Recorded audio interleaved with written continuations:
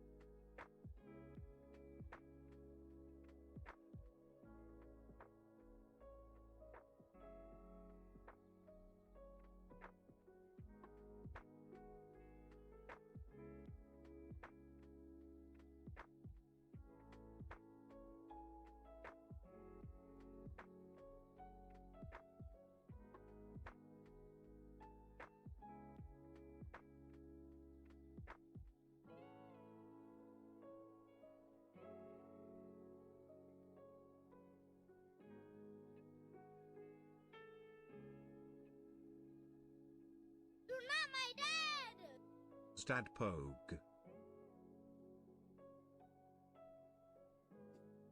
What's up, Mayora? Thank you for the 9 months, dude. Thank you, thank you.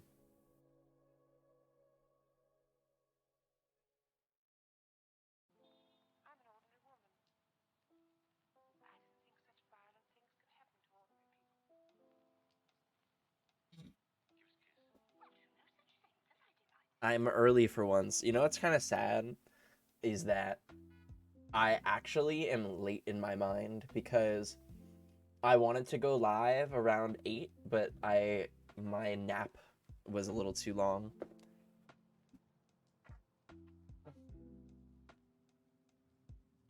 Ugh. Feel a little sicky. A little sicky. Hello. Hi, everybody.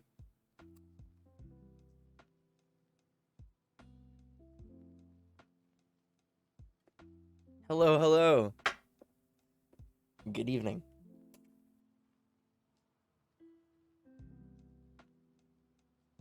You're right. At least I can open a pack. You are looking at the bright side.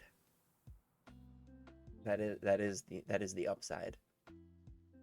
Good evening, everybody. It's really nice to see you. Hello from Peru. Hi, Peru. I am pretty cozy. This was like my therapy clothes today when I did an intake, or I helped somebody do an intake.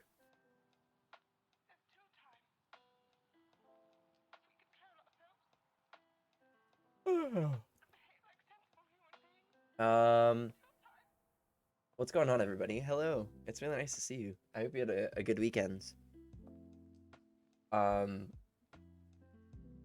I think this week we are looking towards a change in streaming schedule. What's up, David? Hi. If you want me to say hello to you, please do say hi. Hi, Spence. You had a job interview today, and how did it go? Did you nail it? Hello, Ducky. Yeah, you guys are gonna be getting earlier streams from now on. Um, I also Hi, Key. What were you thinking? I think that the way that I've been contemplating this, I think that the way this is gonna go is I think that you guys are gonna get less streams but longer streams. if that makes any sense.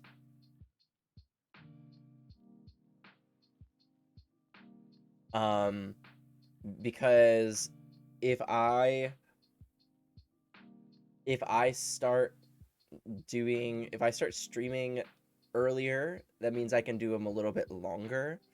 But because my workload is going to be increased so exponentially, I'm going to have to decrease the amount of streams that I do, because I'm going to start taking on clients.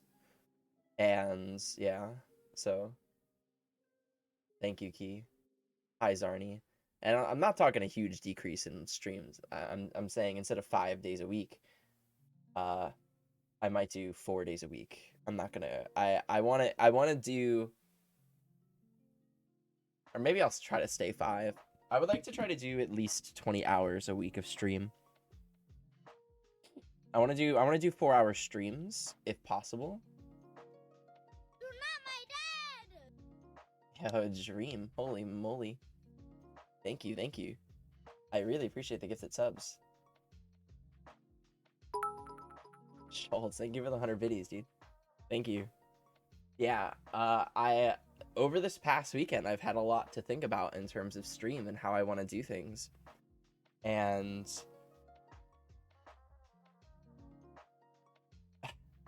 thank you guys for the hype train. I really appreciate it. Well, the way that I see it, David, is that like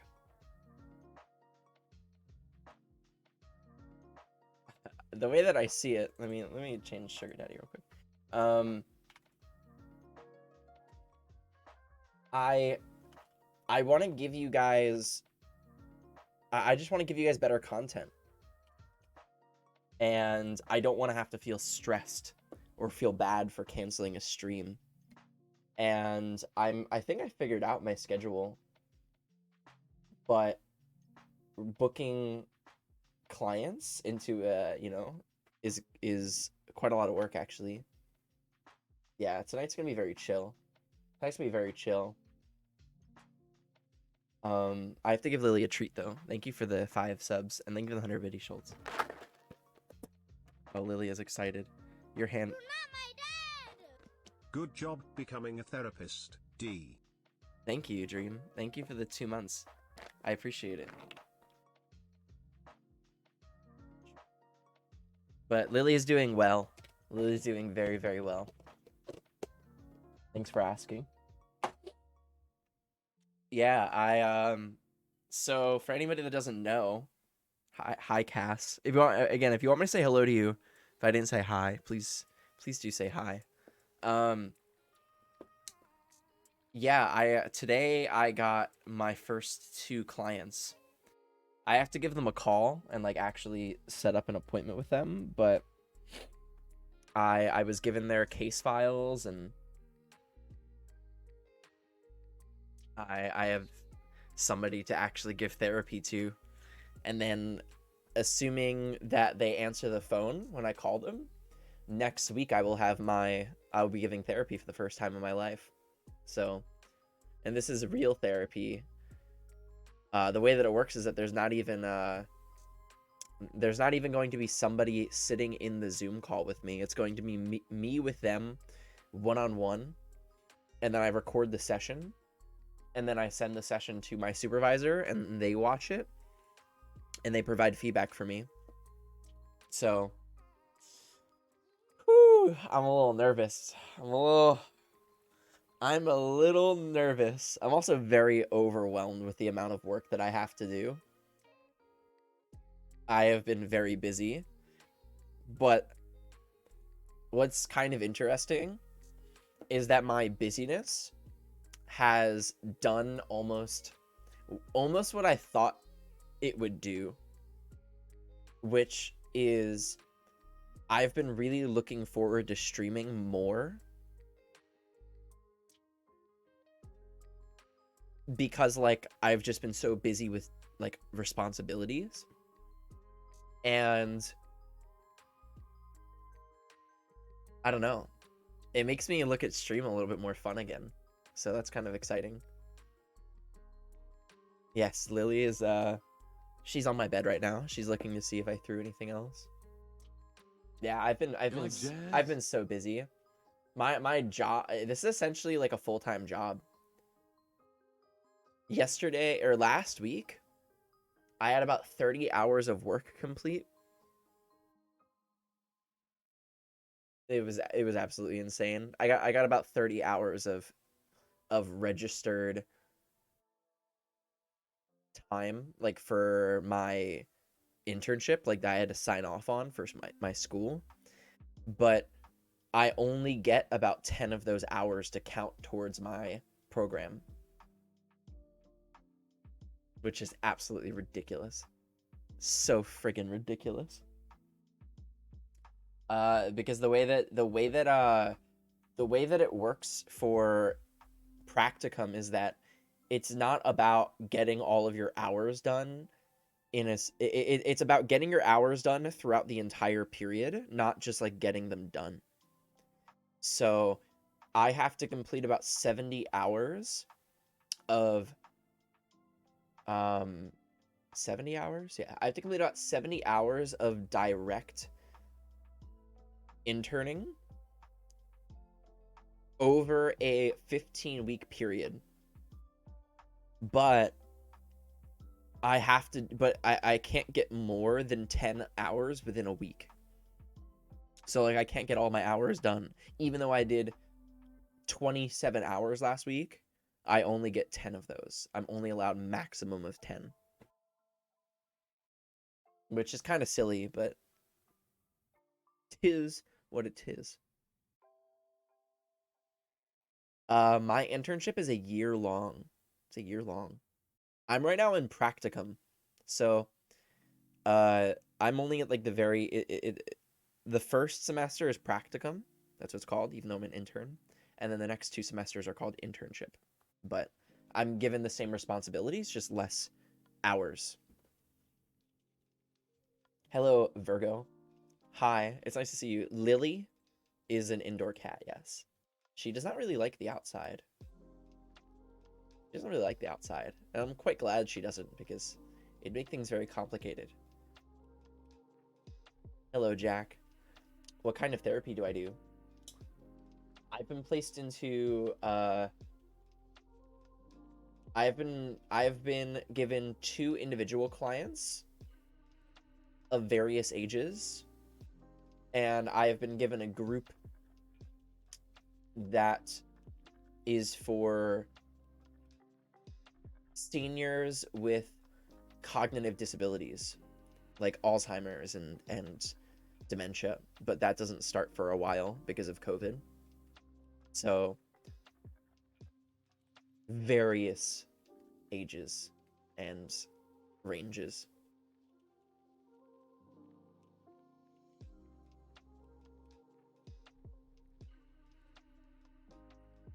Yeah, it's definitely a little stressful. There's a lot of paperwork that I need to fill out. The way that see, they just like threw me to the sharks, which to be fair, I guess I learn pretty well when I'm just thrown under pressure, because I have a mentality of like, you can't mess up, you know what I mean? But at the same time, it's very stressful. Um,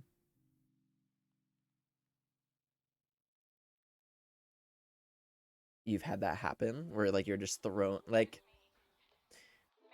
I have a class every week, once a week.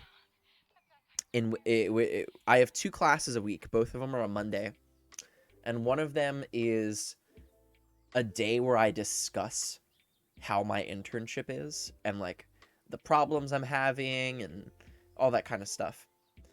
And I got to listen to 2 other classmates talk about their site and how their therapy is going. And I'm like,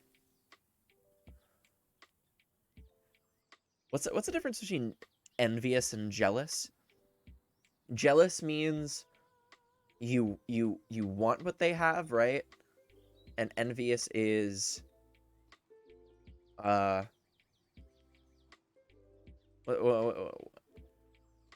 because I guess I could use either. I don't know. There's a difference between the two.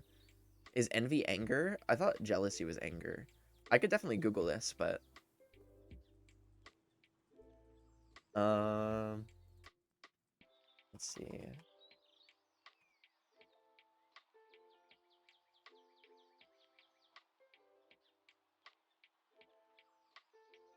Envy Like jazz. means discontent. Yeah.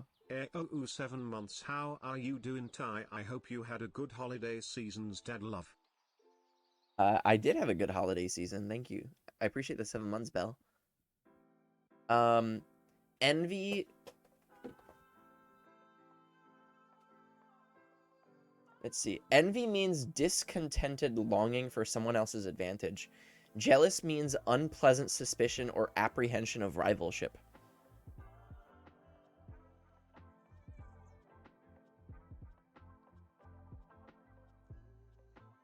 Um, Envy is most often used to refer to a covetous feeling towards another person's attributes, possessions, or stature.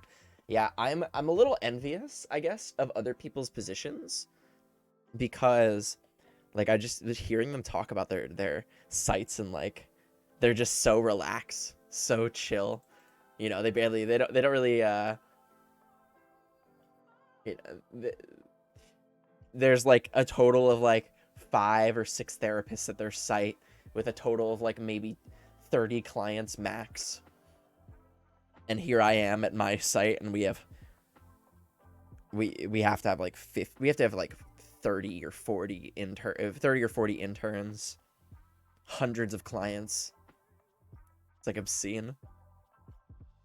No, this is not the first place I interviewed. If you guys remember, what mental illness have your clients? Various mental illnesses. Somber, thank you for the prime. Thank you guys. I really appreciate the resubs. Um, PTSD, anxiety, depression, all the standard ones. There, when it comes to mental health, there's like a very, there's a few that are like the basic ones that a lot of people have: anxiety, depression, PTSD, adjustment disorder. You know, so those are the ones that I'm seeing right now. Space Dust, Luis, thing that follows. Um, but yeah, it's gonna be very interesting.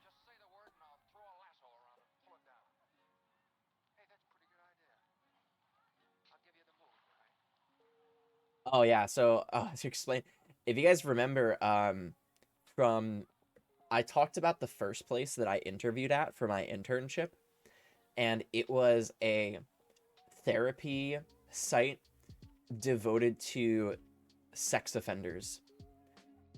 And I was kind of interested in it because it's like a weird population.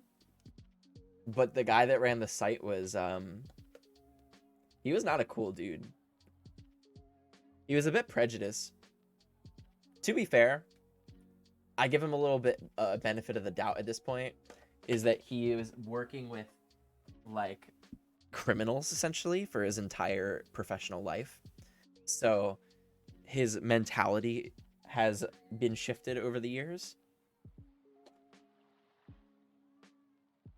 Lily is playing with fire right now and is trying to turn off my computer. You're playing with fire, cat. It was a little hardcore, yeah. This place that I'm currently doing, it's gonna be is I'm gonna have way more. I'm gonna get way more experience. I'm quite excited. I'm quite excited to actually start and give therapy and stuff. I have a lot going on in these next couple of weeks. Next week I get my first real clients. Hopefully I'll actually see them. I I would like to submit my application to my PhD program by February. by like mid to late February. Um, yeah, things are gonna go by quick.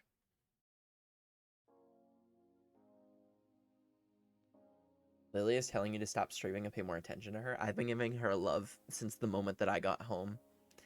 From what Juan tells me is that Lily is little seen nor heard until the moment that I step foot in the door, and she is then very heard and very seen.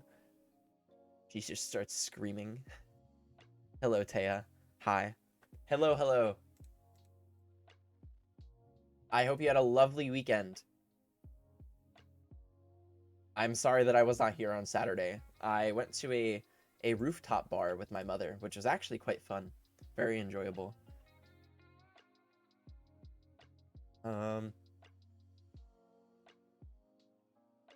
Imagine getting a viewer as a client.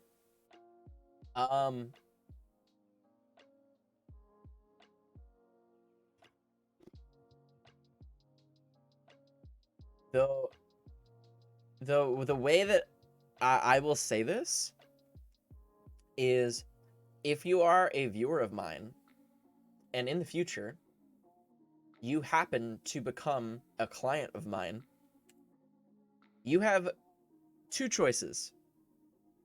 Either one, do not tell me that you are a viewer of mine, or I will have to discharge you. I don't have a choice. Or two, don't. Just don't, because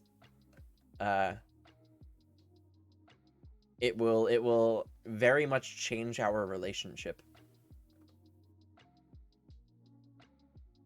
Here's the thing that I say, which I don't know if I should say this, but the way that my mind works is, my mind works in a very lawyer way. And what I mean by this is, if you don't tell me, I won't know.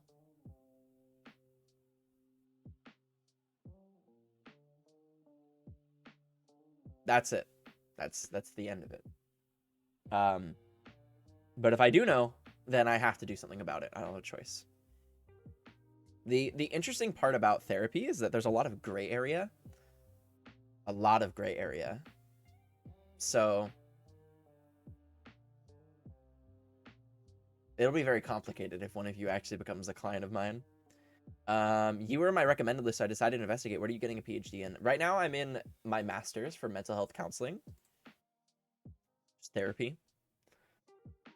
But I want to do my PhD in it's called clinical sexology. So it gives me like a certifications to do like a different kinds of sex therapy, which is really what I'm interested in doing. I want to work with clients that have, problems in their relationship. Maybe they're not having enough sex, or they're dealing with things and it's affecting their sex life, or deal with clients that may have distressful fetishes or something that are affecting their everyday life. I think it's very interesting. I'm a very comfortable person, so I think it'd be really fun to work with the sex addiction. Absolutely. Yeah, that one's actually quite easy to get certified in too. Like, almost anybody can get certified in sex addiction, and that would definitely be a part of it.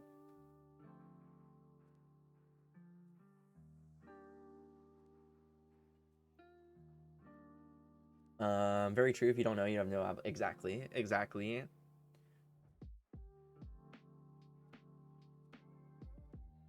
He's gonna write it in the cover your ass part of the papers. Yeah, exactly. I can be a no. You have to. I mean, you have to have a master's in mental health counseling.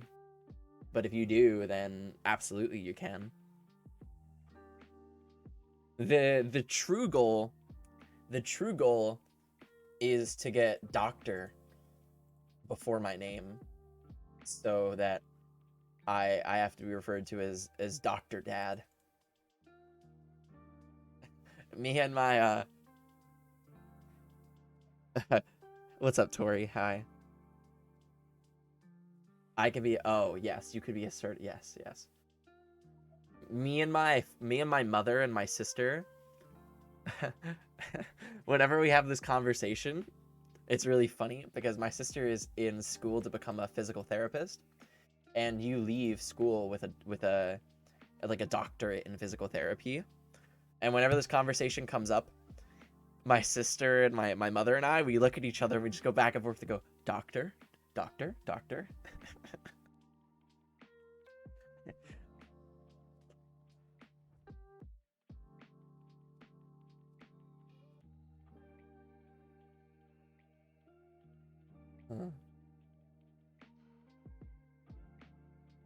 I'm currently in uni for poli-sci, perhaps law school. Oh, good luck. That'd be a lot of fun. I wanted to be a lawyer when I was a kid. I really wanted to be a lawyer when I was a kid because I loved arguing. I loved being technically correct, which is still in my mind the best kind of correct. It is by far the best kind of correct. Zel, thank you for the follow.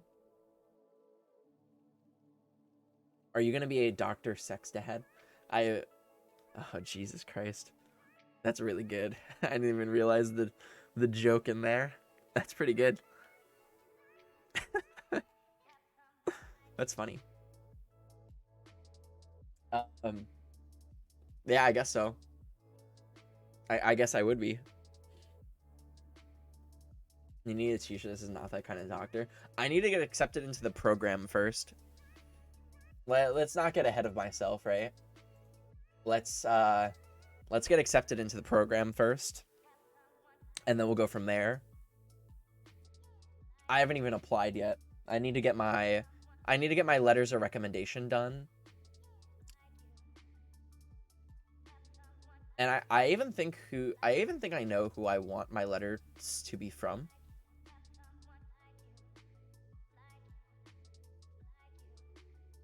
Is it hard to get into grad school? It depends. Depends on which school you're applying to. Depends on the program that you're getting into. Depends on how your grades were. Like, if your grades were like medium, but you're working like a full-time job, right? And you write like a good essay, you'll get in. And I mean medium as in like C's to B's. Like, my GPA when applying was like a 2.98. That's what I finished my undergrad with. So, but I was also streaming like a lot, like 30 to 40 hours a week.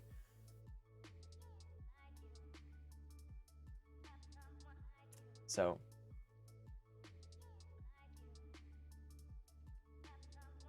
you're right. That's the order. That's the order, Mandarinia.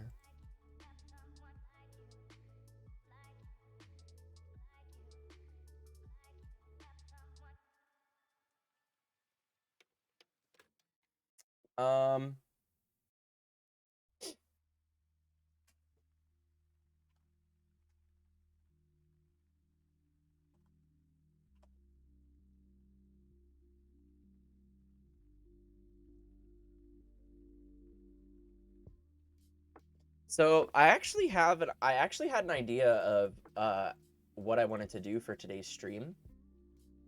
This idea is, maybe it's the no music. Is there no music? There is music actually right now. Yo, Linda. Sup, bitch. Thank you for the tier 3. I really appreciate it. Can you guys not hear the music? Holy moly, Linda, thank you.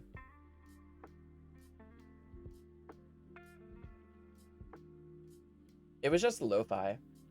Rip Bob Saget. You know what's so it definitely rest in peace. I actually was thinking about that the other day. about how like he is my subscriber notification, which is kind of depressing a little bit.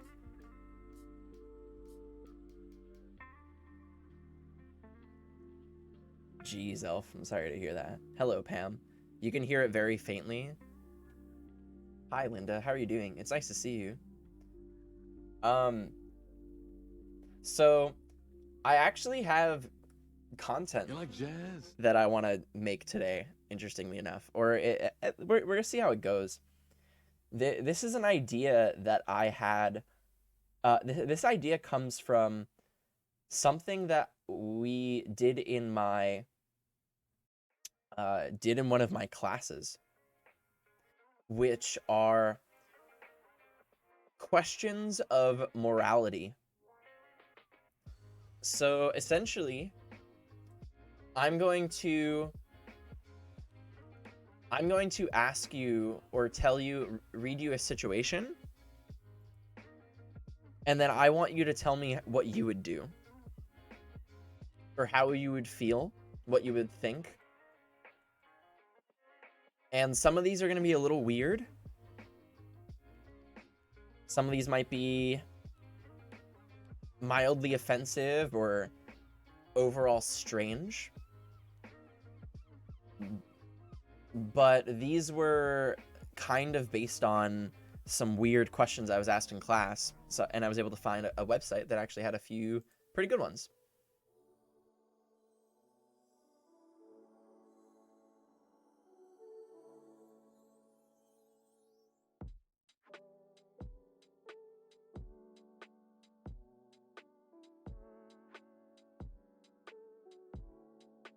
So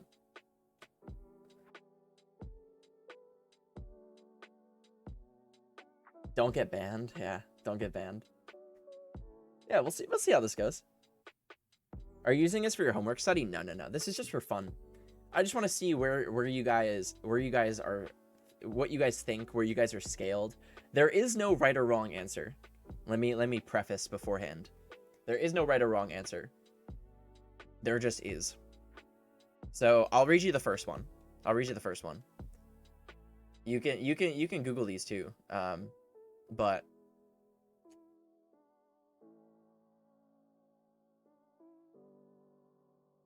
all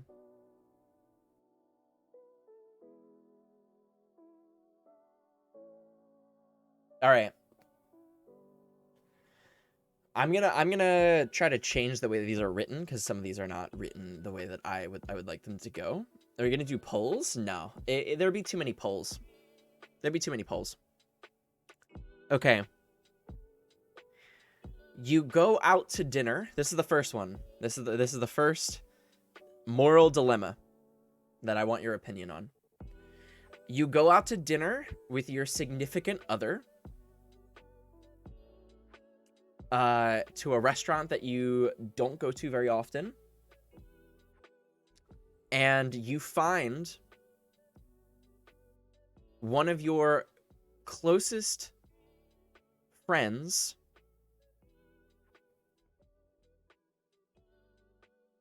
who is married having dinner with a very attractive person. And from the way that they are acting, they seem to be flirting with one another.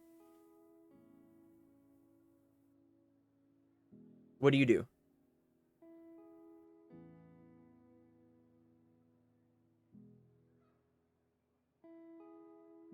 So you're at dinner with your significant other.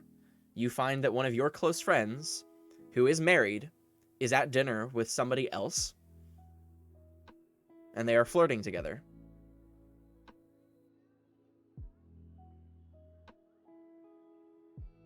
Am I the very attractive person? None of my business. Ooh. Hola, Miguel. If they are truly my friend, I confront them in private before anything. I ask them what's up later. I would for sure tell your friend. Again, remember, there are no wrong answers to these. There just is and there isn't. What would you do? I will tell their wife I'm a snitch. Ooh, interesting. I would joke about it later to get more info about it, but not act on it. Oh, let me make it clear, by the way. When they leave the restaurant, they do not know that you're there. They did not see you, and they have left. Add a little bit more.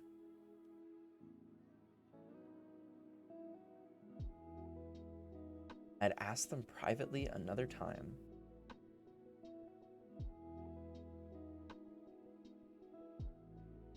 Oh, that is very true. That is very true. That it's possible, based off of how like close you are with this friend, or like how well you know them, that this might be something that is actually allowed.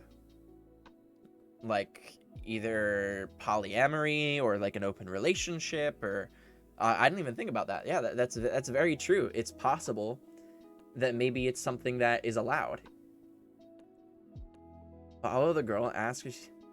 Oh, that's kind of interesting too. Ask if she's dating the guy that she's with. Ooh, that is very sneaky. That is very sneaky. You know, oh, dude, that's so funny. That's actually quite a good answer. That's quite a good answer.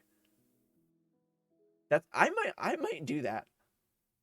Like if presented with like a situation like that. Like the guy goes to the bathroom, right? Be like, "Oh, wow. You guys look like a very cute couple. How'd you guys meet?"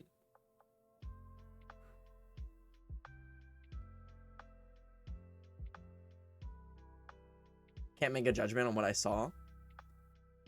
I don't really get it. Can you repeat it? You go to dinner with your significant other, and you find that one of your best friends, one of your closer friends, who is married, is on essentially a date with not their significant other. So what do you do? Now, a lot of you say that you would just confront the friend. I meant that I'd tell the wife of the friend. Wow. That is so essentially there's like two clear cut choices, right? There's two like kind of obvious choices. You can either talk to the friend. There's three, I guess. Talk to the friend, say nothing, or tell the friend's SO, right?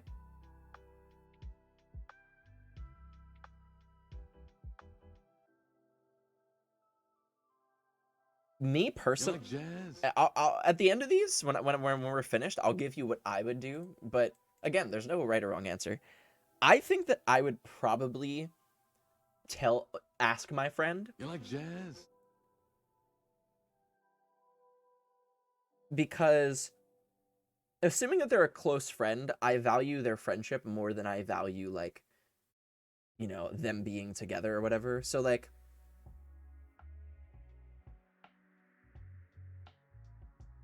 I would want to know the situation, but I'm also a very direct person.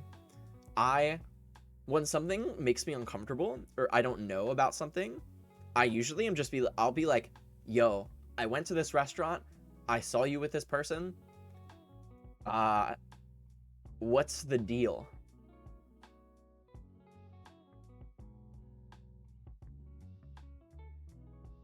I'm a very direct person.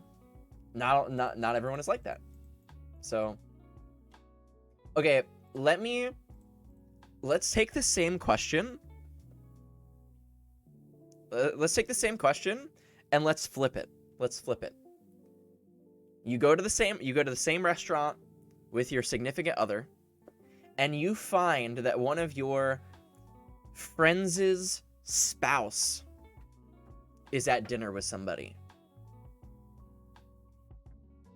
So I'll be more specific with the way that I say this, so as to not add more confusion.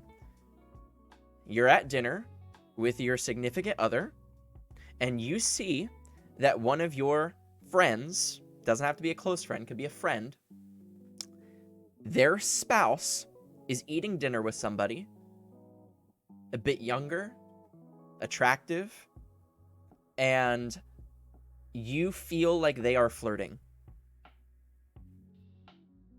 And then they leave and they don't see you. What do you do?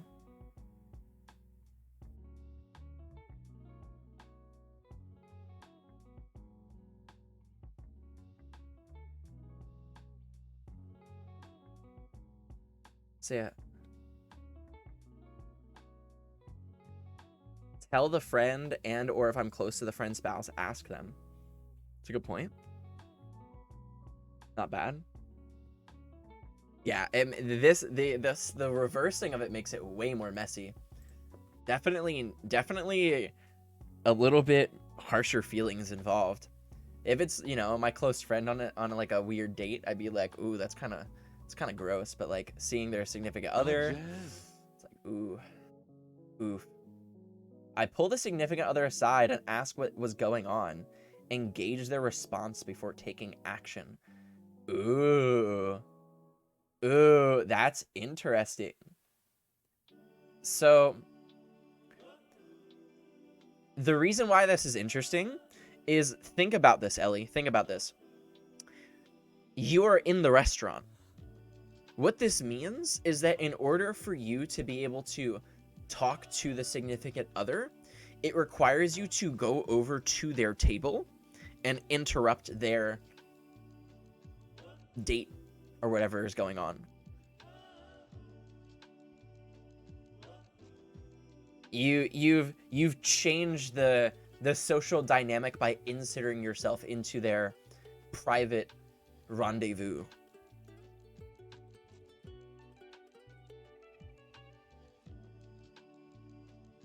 I would make sure to say hi to the significant other so they know they are watched and make them paranoid. Ooh, that's pretty cynical. That's pretty cynical.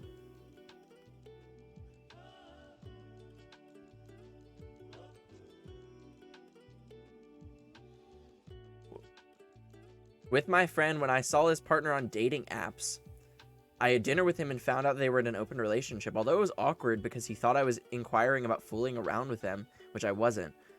But another friend was really upset about it and was too afraid to say anything. So my other friend at least got a peace of mind.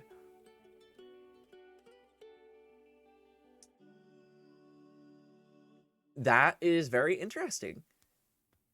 If you guys, by the way, if you guys, I like this. If any of you have a similar situation that has come up in real life, by all means bring it up, because it definitely gives us like a real life example of ways that one of you have dealt with a situation. That's interesting. Yeah, like you because something like this happened and you asked, you found out that they were in an open relationship. And even more interestingly enough, you are being presented with an opportunity to become involved with them, which you did turn down. Like, that's your choice, obviously. But like, in the end, it actually could have ended up in your benefit. You know what I mean? Get it? Like, benefit, you know? Friends, you know. It's... So, quite interesting. Like, you essentially got rewarded, potentially rewarded, for asking about it, when it could have actually ended up like pretty bad for, you know,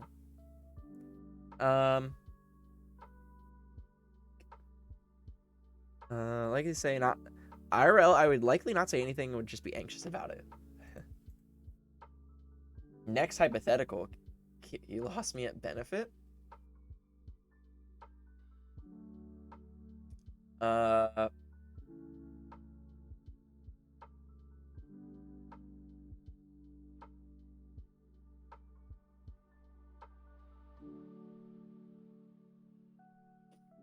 Let's see.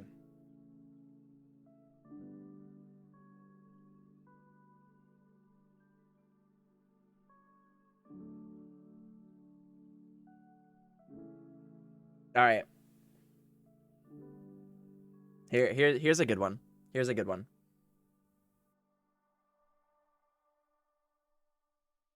I don't like the way this one is written, so I'm gonna shorten it again.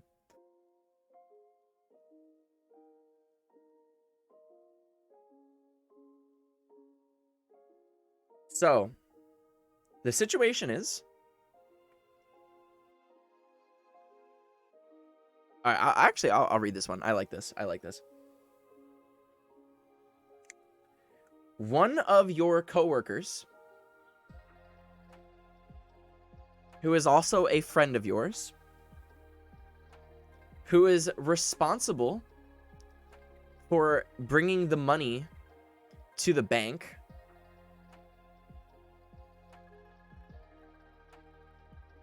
has actually been pocketed. So start again. One of your coworkers at your job, let's say it's an office job, one of your coworkers is responsible for bringing the money to the bank.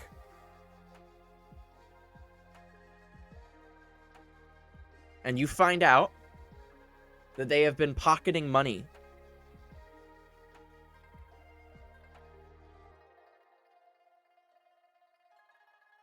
What do you do?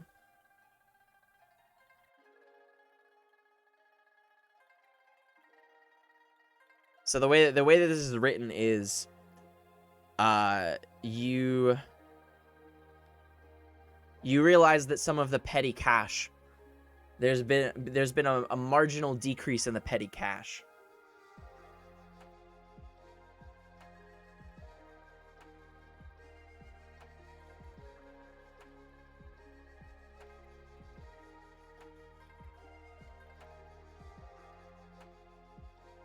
Ask for a cut. Oh my god. That's like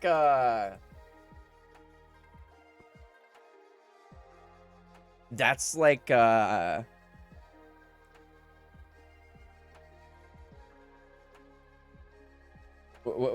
that be, is that that's not chaotic evil, right? That'd be like neutral evil, or like chaotic neutral, something like that. I think chaotic neutral.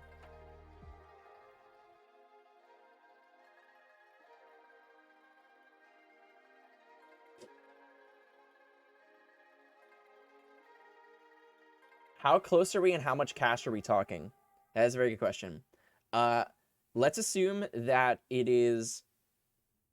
Let's assume that they are a friend. They're not a close friend, but they're definitely better than acquaintance. They're a workplace friend at a minimum. You like them. And let's assume that the cash is... Let's assume that the cash being taken is not noticeable that it is going missing, but it is a reasonable amount, over $100. And this would be, how often is this? Weekly. So over $100 a week. They do not know that you know. They do not know. I love my friends, but I'd report them. They're stealing funds. You could be held accountable as well if it were found out that you knew, and if a friend was a jerk, they possibly blackmail you if they knew that you knew were stealing from funds. Interesting. Okay. Most offices have a number you can anonymously report issue. I would do that. Oh, interesting. Interesting. If it's a corporation, I mind my business. If it's a small business, I confront them. Okay. That is definitely a different mindset, right? Like if they're working for Walmart, then fuck it. But if they're like small time local business, then maybe like you can't look the other way. Hi bunnies, it's nice to see you, by the way. Do I like my boss or need the job? Let's assume that you need the job, but you don't necessarily care for your boss. It is interesting how hypotheticals open up more hypotheticals, right?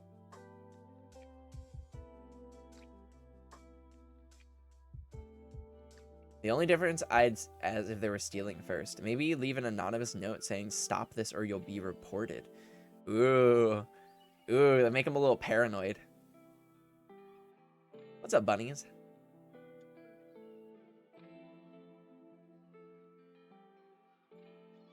How are you? How much? So we said like close to or over $100 a week. How big is the company? Let's say it's like an office job, medium to large sized. And then, I mean, the third one is up to you. That's subjectivity. Are you comfortable?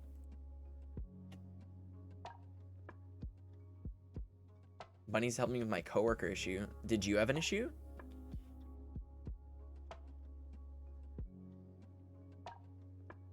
I've been a lot through my life. Given that it's not large sums of money being stolen, my first assumption would be that my friend is in trouble and desperate for cash. Therefore, I would take a gentle approach and make sure I would make it clear they have to stop. Interesting. Okay. That's fair. That's fair.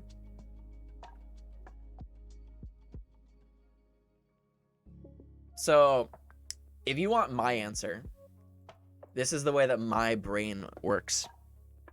And remember, there is no right or wrong answer. There is no right or wrong. These are moral quandaries. My first hypothetical question to ask is, will I get in trouble for knowing? As in, am I a person that counts the money and am supposed to report if there is money missing? If that is not my responsibility, then maybe I'm not then maybe I'm not even one that like could know.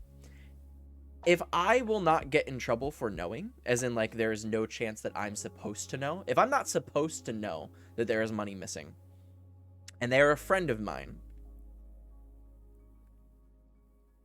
I am most likely, personally, not going to say anything. What I don't know, I don't know. However, there are conditions. There are conditions. First of all, when we go out to dinner, they might be paying for some of the dinners. I'm not saying anything, but they're gonna be paying for the Starbucks coffee that we get per week.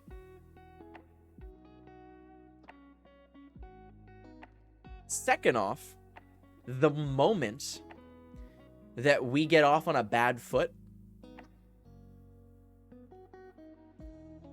the moment that they cross me, they piss me off, they do something wrong,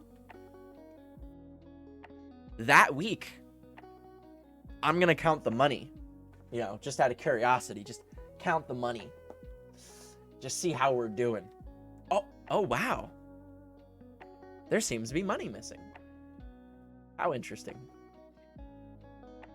I feel like you can afford it. Exactly. That's what I would do. That's what I would do. It also would really depend on, do I like the job a lot? In my mind, this is for like a job that I'm not a big, I'm thinking on like a job that I don't really like. This is like a Walmart job, like a whatever. If it's like actually a job that I like the company, I like what they stand for, then I'm probably gonna say something. There's just no two ways about it. Because one, I value the job, and two, it really will only go, even though I might have a falling out with this person, I look pretty good by reporting something that I thought was wrong. And now the company will see me as more responsible. So you're able to turn a bad situation into a good situation for you. Why not give them the chance to stop first? Communicate your concerns with them first if they're your friend. Well, what makes it interesting is that if you choose to instead report that there seems to be money missing, it doesn't necessarily place the blame on your friend. Instead, it says that there is something missing and that it needs to be investigated. So therefore, your friend might not necessarily have a falling out with you, because you didn't report them, you just reported something. If you go up to them and you're like, you got to stop doing this. Let's take this. You go up to them and you're like, you got to stop doing this. And then they don't stop doing this. Well, now you're kind of put in a shitty position that, yeah, what if they do somehow blackmail you? What if they do, what if they take you down with the ship? Think about that. What if you tell them, hey, I know that you've been taking money and you got to stop doing that. And then they continue to do it. And then somebody else finds out, and then they say, oh, well they know, they've known that I've been doing it.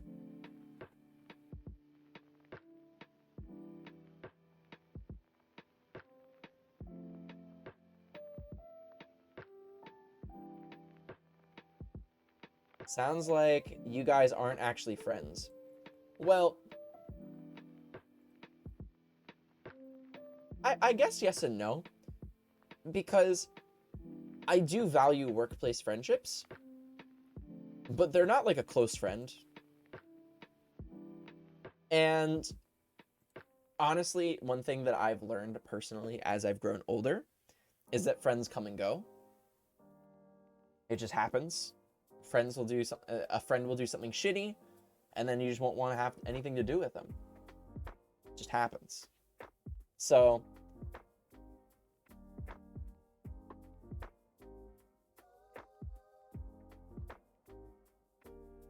yes, the prompt said coworker. How do you know what the prompt said, Key?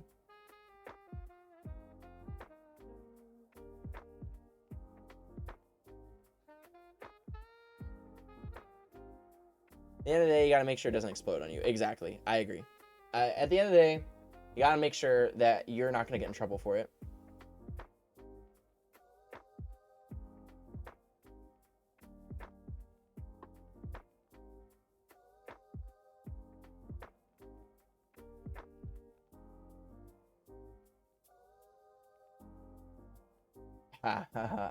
Oh boy. All right. You ready for... We're going to up the stakes in the next moral dilemma. I like this one quite a lot. You guys ready? This one's a bit heavier.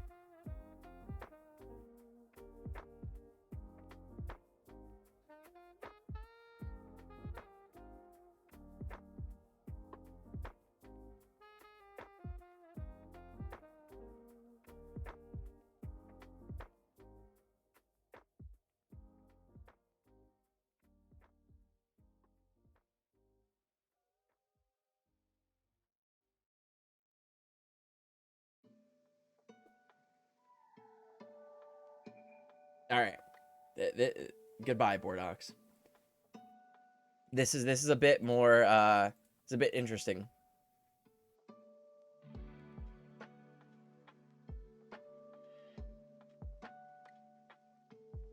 Your father, or let's just say it does matter the parent.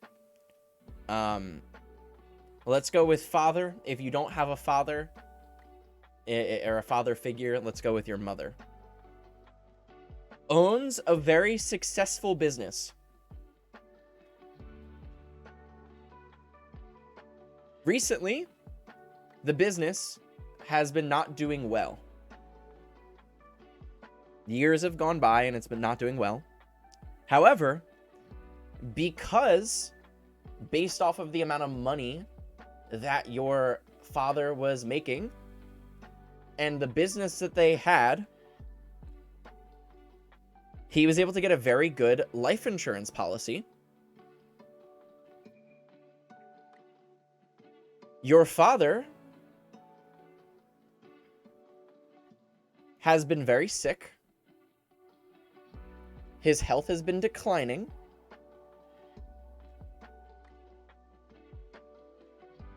And their policy expires at midnight.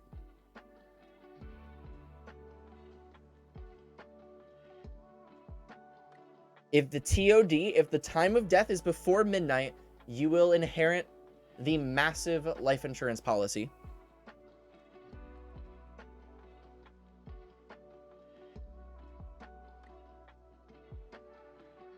We're going with patricide.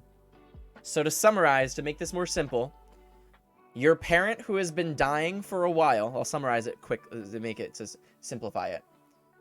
Your father's business is going out of business, but they have a very large life insurance policy.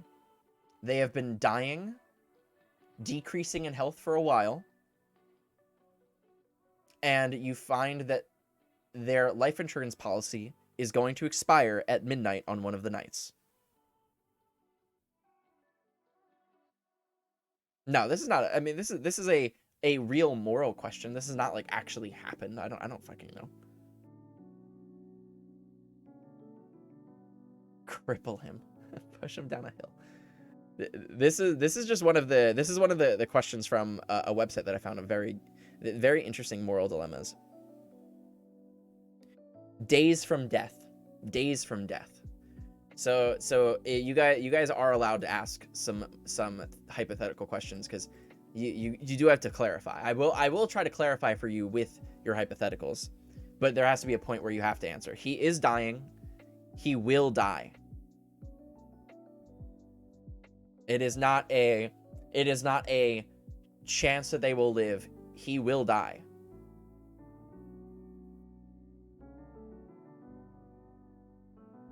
The question is, what do you do? It's not whether or not to kill him, but the question is, what do you do?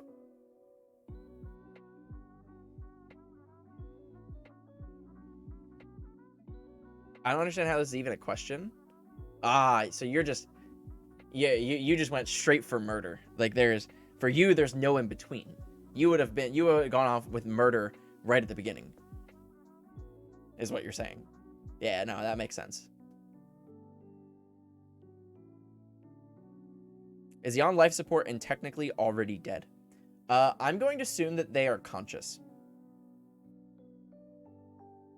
Let's assume that they are dying and that they're actually, I guess life support would allow you to make the choice of whether they live or die without their permission.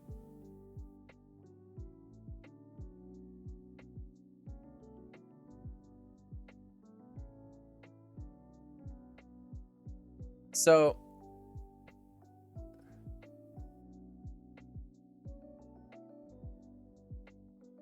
how much money are we talking? Millions and millions. And if your father lives past the date and dies, you will not receive the life insurance money. And in fact, you will most likely not receive anything because their business is no longer surviving as well.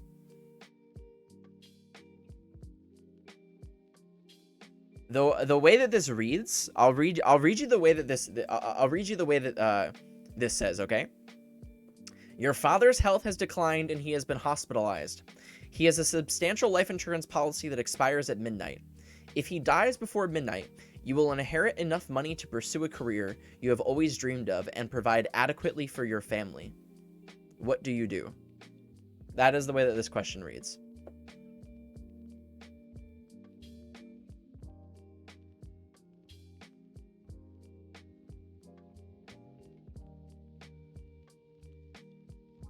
Ask him politely to end. Okay. I would live life as I had been, most likely hoping for him to recover. I don't care about the money that much. Very reasonable answer. Again, like, I know a lot of you are like, Bunnies is like, is this even a question? Like, you know, it's a life. But I'm not, like, you know, this is your choice. What's your take on this one? You just want to go right to my answer? Because I guess this is kind of a fucked up question, no? It's kind of a fucked up question. You know what I would do?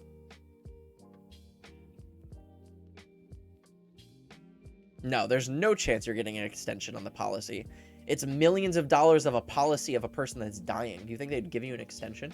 Hell no. You know what I would do?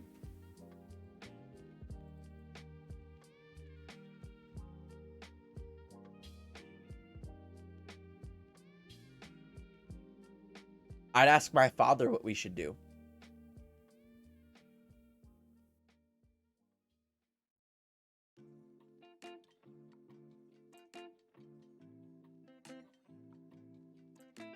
That's what I would do. No, I'm not guilt tripping him.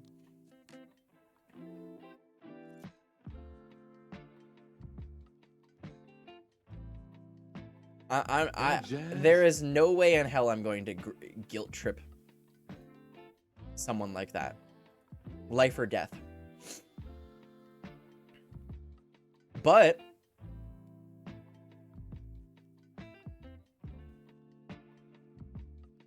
where are they? Where is my dad in terms of where they are? Have they, you know, do they understand the situation? Have they accepted death? Have they thought about the situation? Because here's the thing. Here is where the question, put yourself in the position of your dad. Put yourself in the position of the dad. If it was me, if I was the dad, I would most likely have been thinking about the life insurance policy anyway. Because, I mean, you're talking about the life insurance policy ending at like such a very close date, closer to where I'm dying. And me, knowing myself, one, I would want power over my own life. Being the person that is allowed to take their own life is a lot of power. You know? Some people have pride in that. Second off, I would want my family to be well off. If I know that I'm going to die, and there is something on the line that could positively benefit my family,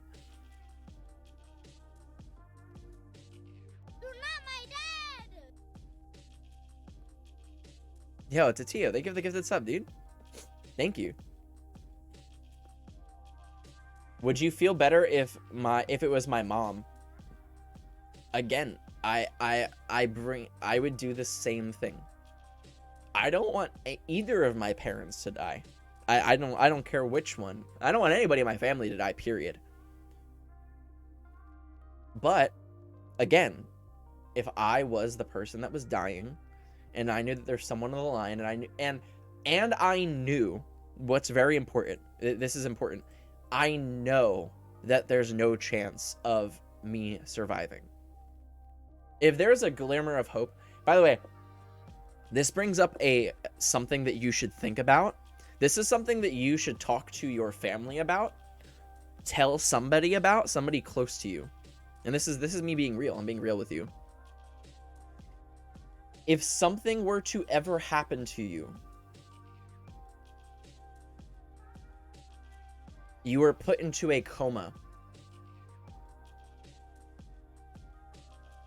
you don't have any choice in what happens. Think about what you would want your family to do. This is something that I thought about for a very long time. If someday you were put into a coma and you were kept on life support and it was very expensive and it was costing your family a lot of money,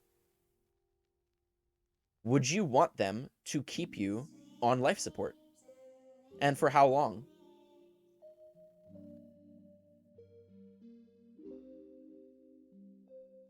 Are your streams always this dark? No. We're asking moral quandaries. This is actually one of the darker streams, funny enough. Usually no. I'm in school for therapy, so I don't really mind as dark, but I think religion plays into that question. Interesting. Oh, Blush Baby's artwork. I'm gonna unban them and then I'll look at them later so I don't change the I don't want to change up the tempo or get off topic. Thank you, Ellie. This stream, it went from chill stream to would you like to murder your father for money?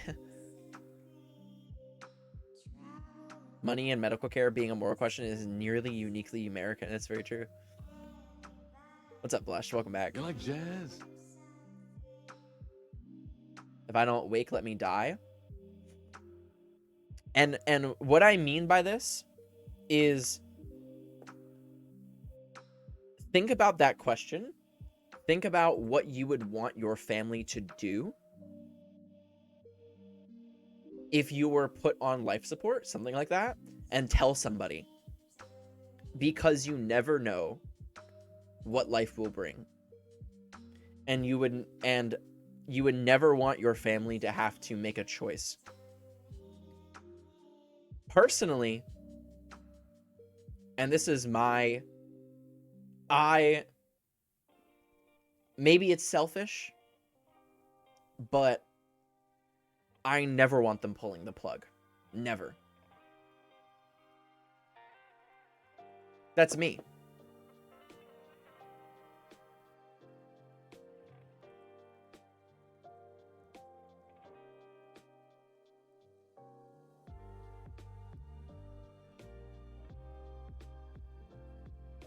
Hey, that is me. There are no right and wrong. There's no right or wrong to this answer. Again. But I value life too much. If it gets to a point where there's a limit, though. There's a limit. If it gets to a point where it is crippling them, then I say pull the plug. But if you can afford it, then do it. It also matters the age. That is true. Right now, at this exact moment, 25 years old, don't pull the plug.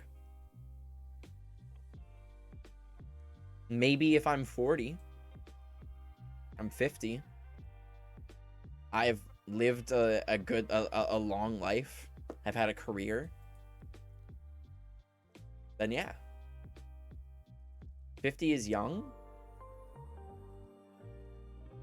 Wow. What am I then? Yeah, I'm 25, yes. There's 50-year-old climbing mountains. 40 and 50 is not that old. It's old enough that you've had a career. It's old enough that you've experienced a majority of your life. If the average life is 80 years old, you've already hit the halfway mark.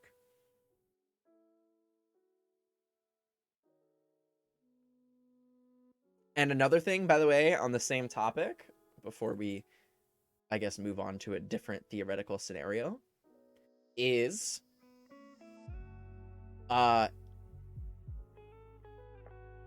write a will.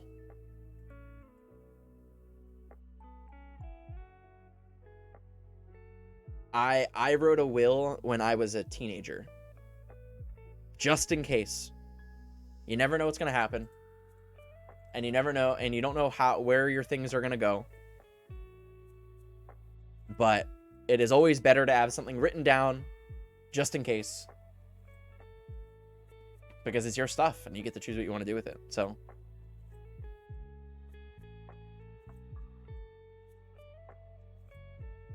yeah, you don't need to write a will, but like I'm saying you should. I wrote one as a teenager because I heard I was presented with this, I was told to, like as a piece of legal advice. And I said, wow, that's a good idea. It's a good idea.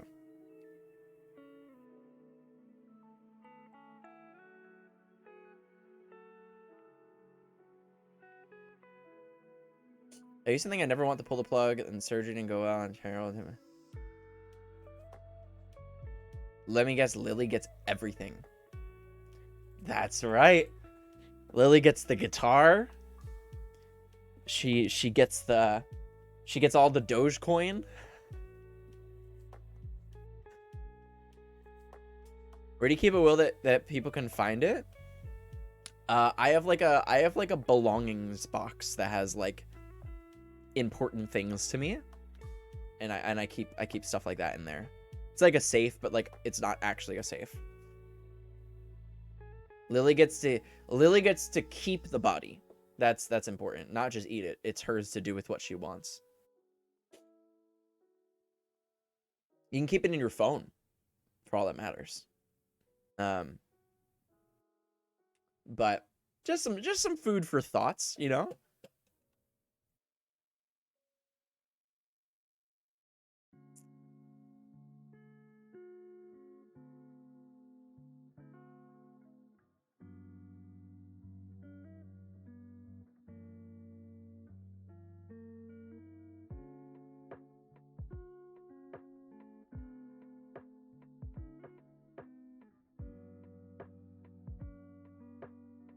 All right. Ready for another theoretical scenario? You guys ready for another one?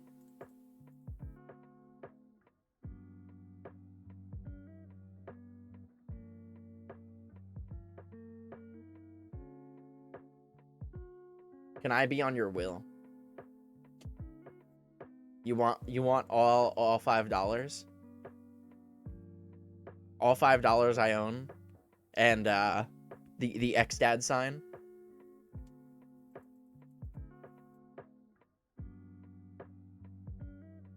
All right. Who gets your channel? Sheesh.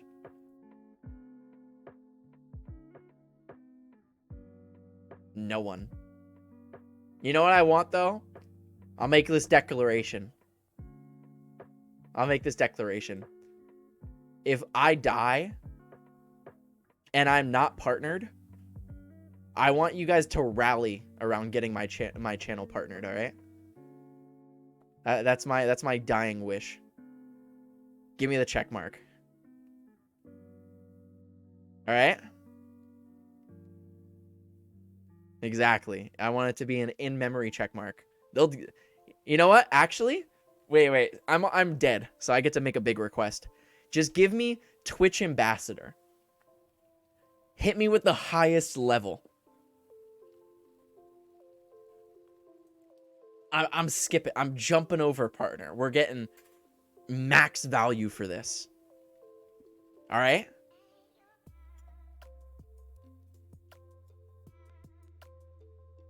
I want max value. But if they can't do that, I'll take partner. Partner is fine. Dead beggars can't be choosers.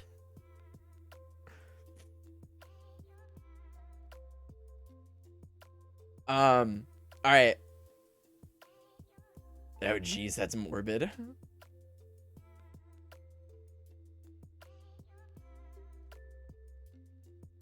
All right, here. You ready for another moral dilemma?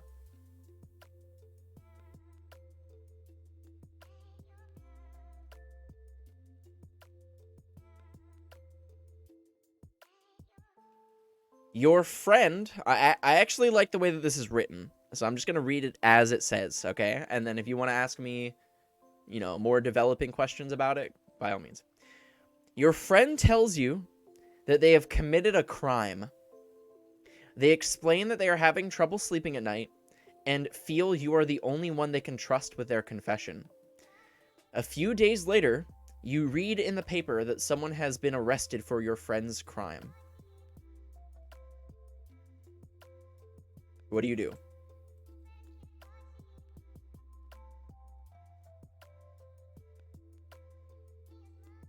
Depends on the crime. That is my first question as well.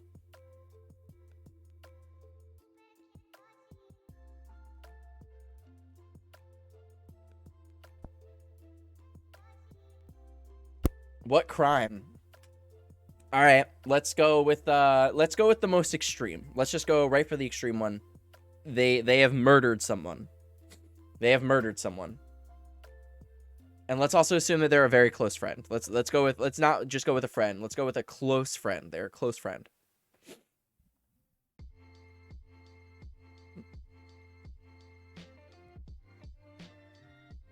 Thank you. No, I did not graduate yet, Nix. I have been given my first clients.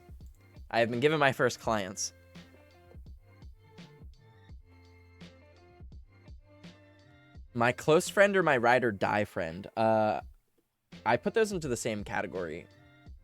Thank you, Nix. I appreciate it. How are you? We are right now we are doing theoretical moral scenarios and what you would do. The current theoretical scenario, for people that did not hear, is your friend tells you that they have committed a crime. They explain that they're having trouble sleeping at night, and they feel that you're the only one that they can trust with their confession. And a few days later, you read that someone else has been arrested for your friend's crime. And what do you do? Getting ready for my next semester? Good luck. How far into it are you? Murder is a total across the line thing. So assuming that they have murdered somebody, then you would not, then you would snitch. Let's lower the stakes because, let's lower the stakes because I feel, here's my answer. I'll give you my answer because I'm about to change the way that the scenario goes. If my friend murdered somebody,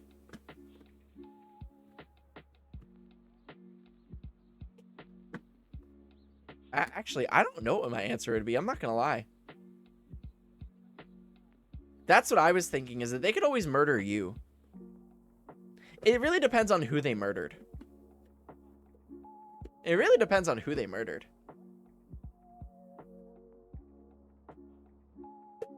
If they are ride or die, then you ride. I like that. Good night, SJ. Okay, let's change the stakes. Let's say that they robbed somebody.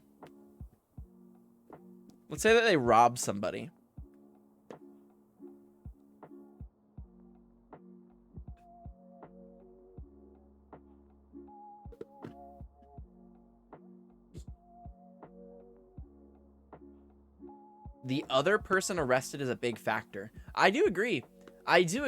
Somebody else being arrested for somebody else's crime is definitely a big deal. The way that I would have said the scenario is your friend is arrested for, you could say, robbing someone or even burglary, like one or the other. I know they're different, but like, and they feel like you're the only one that they can trust. No one is arrested. They got away with it, but they committed a very intense crime. It's not murder. But they did do something very, very illegal, like robbing somebody or breaking into a house and stealing shit.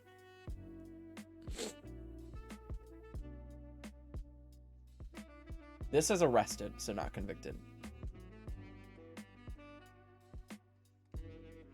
In that case, if the other person arrested was bad, ooh. See, it really depends on all of the variables involved. You're lawful good, so no matter what, you're gonna snitch. Aww.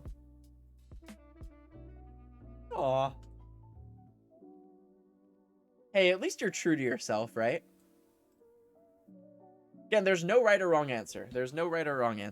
It depends on you.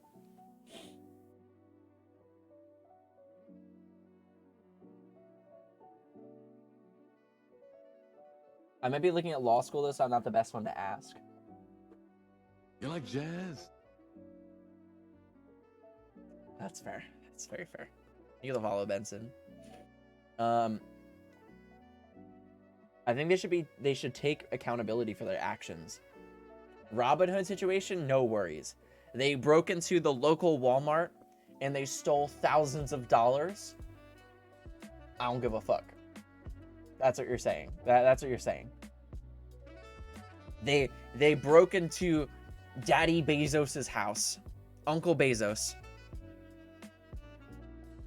They stole tens of thousands, hundreds of thousands of dollars of items, and they dipped and they got away with it.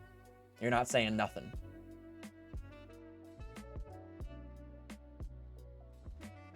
That's a good point. For the sake of your own mental health, you don't want to carry the guilt of what they did. That's a very good point. How would their confession sit on your shoulders? How would you feel?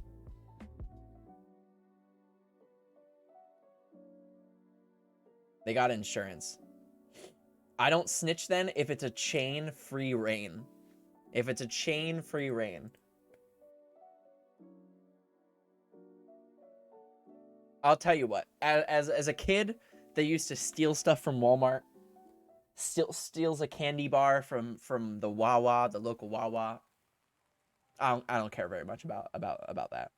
They can I'm probably not saying anything either.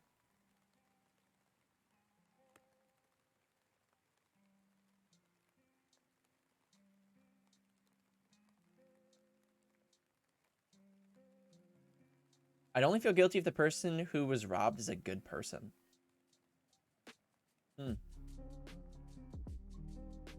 What's up, Renee? I think overall I'd probably not snitch. I probably wouldn't say anything. Assuming that they weren't caught, they got away with it. What I would tell them, though, is don't do it again.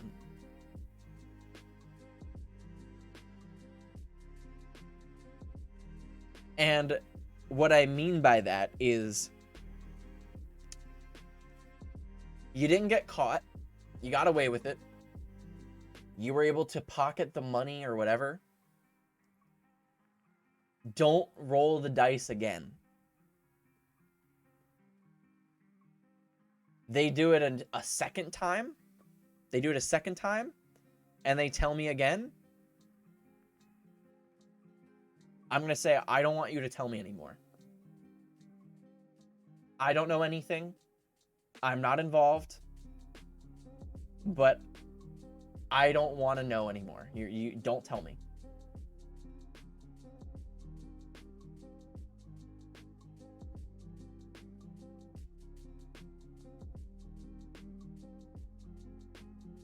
So far tonight, people have murdered their dads for money and let an innocent person get blamed for a crime they didn't commit. What the fuck?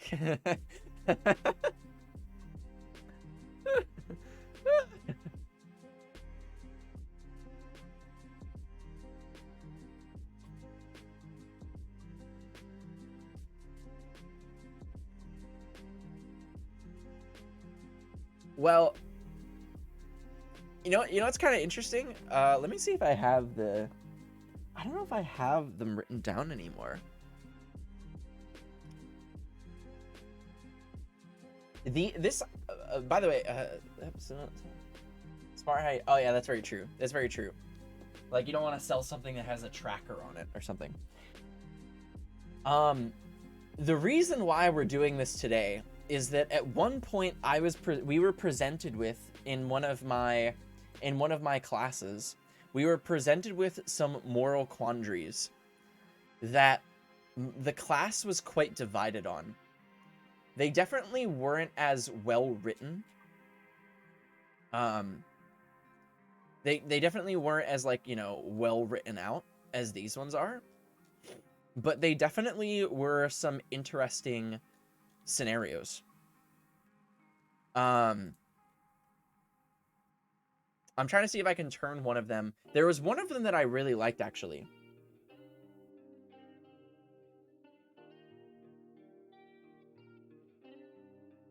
Oh, okay.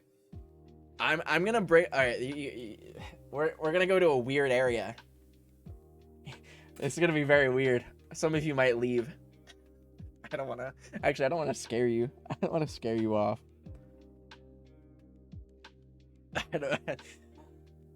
We already did talk about killing your father for money. I already did.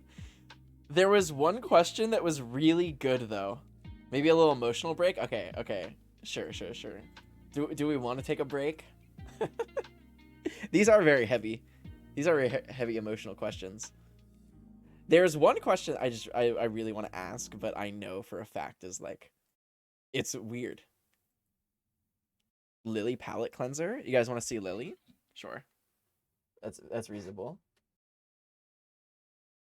Would you sacrifice Lily to get partnered? Fuck no. Fuck no. I'm not sacrificing any life for partner. I'll get it on my own without having to sacrifice a life.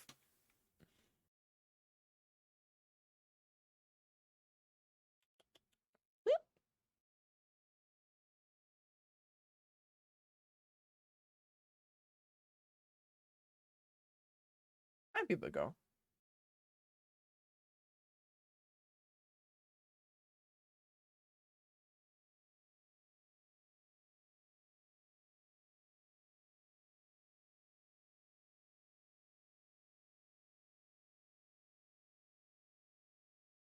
Partner doesn't really mean very much in my opinion.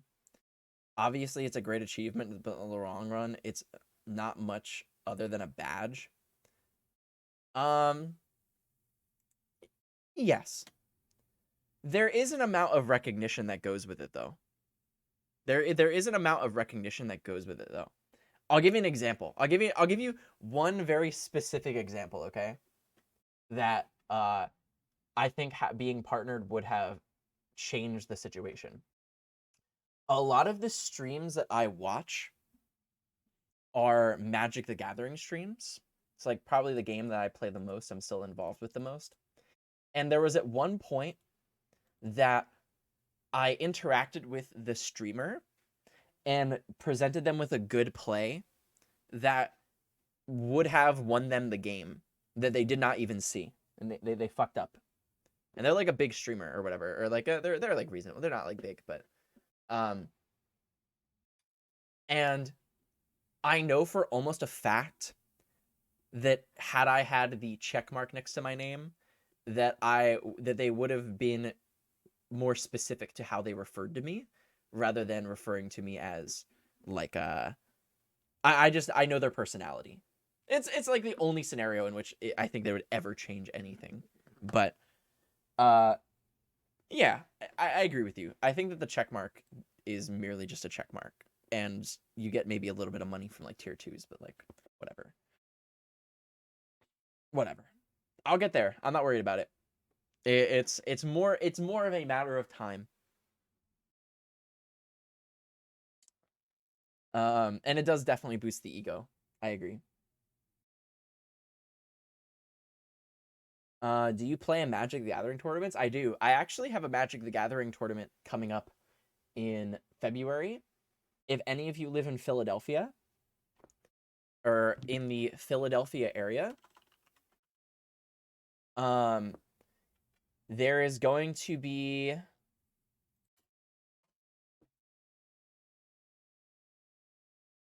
a event from the 11th through the 13th. February 11th through the 13th. If any of you live near Philly and would like to meet me IRL, whenever I go to Magic events, I like to tell you guys that I'm going a little bit ahead of time. If you guys, any of you live near there, want to meet me, that would be a very good opportunity to do so. Don't you get a higher percent? You get a higher percent of tier 2s and tier 3s. And then if you're very big, if you're like a very big streamer, you get more for tier 1s.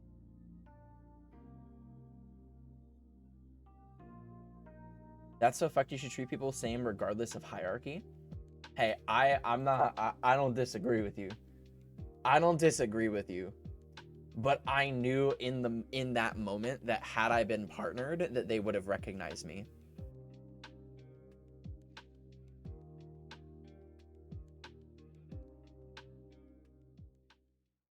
It's on the board. It's happened. That's true. Where's the board? There's the board. Improve stream. Hit partner. Be consistent. And collab with someone. I don't know who. I haven't figured that part out, but we will.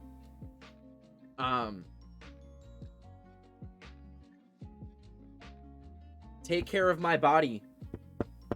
We're already gonna get the first. I'm gonna put a check. When I complete these things, by the way, I'm gonna cross them off the list. get my back fixed.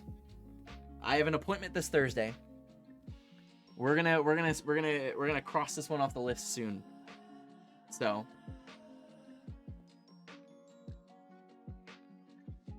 oh, actually, I know a perfect emotional break. I was on time kind of, so we get to open a Magic the Gathering pack. So let's do that. I'm gonna be in your area mid-February. Get the chance, check mod chat. Sheesh. By the way, whatever my roommate is cooking smells incredible right now. Like it smells killer.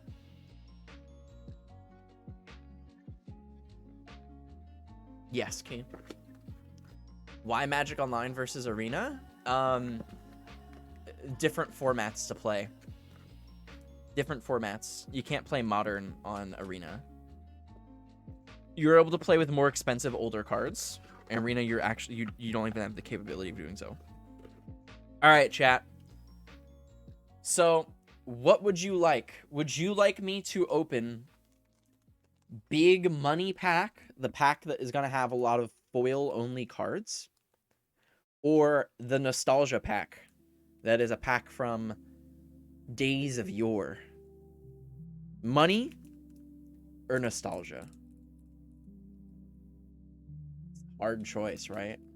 I wonder what you guys are gonna pick. When did this set come out? Set came out in...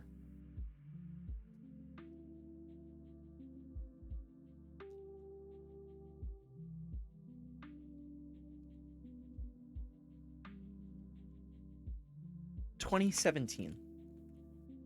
Big money. Big money. What's wrong with your back?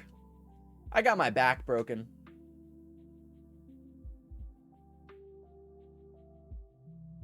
I mean that almost, actually pretty seriously, funny enough.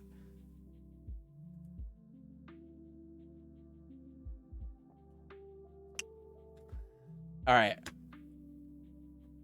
Told you not to fight Bane. Both. You want me to open both? Sheesh. Sheesh. Alright. I mean, we're gonna open another pack this week. I was gonna save it. By your mum. My mum.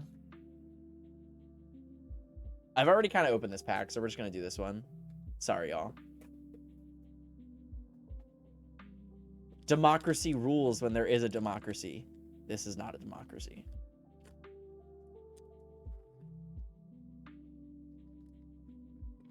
Open the Antiquities pack? Can you imagine if I had an Antiquities pack? Holy moly, those packs are thousands of dollars. Holy moly. All right, here we go. Here we go. Fresh Magic the Gathering pack. I'll let you know if there's anything worth any. Otherwise, these all kind of suck. Just admire the artwork. Admire the way that they look.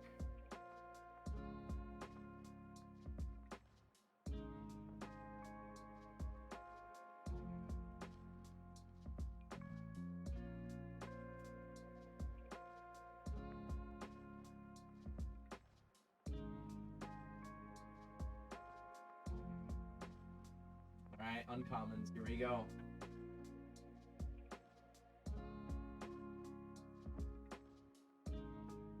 Alright. And this is the rare. We want something good. Oh, that's literal. That actually might be the worst possible card that we could have opened. Oh shit! This random token right here, this like literal, is worth more than the entire pack. This token is worth more than the entire pack. You want to know why? You don't care. You don't want to know. Well, I'll tell you anyway, because I'm gonna tell you. This card this Ragavan was turned into a real Magic card, and the real Magic card is worth like $80 in real life. like actual $80. And this was like another. This is from like another thing. So there are people that will play with this one instead as like a fake version. So it's worth more because I don't know. It doesn't make any sense. It makes no sense. But there you go. We open a pack of magic cards. Yeah, they use it as a proxy. Exactly. Actually, I'm curious as to how much the Ragavan token is worth. Ragavan token. It is worth $2. This is worth $2. The Quicksmith Rebel, the rare that we opened, is worth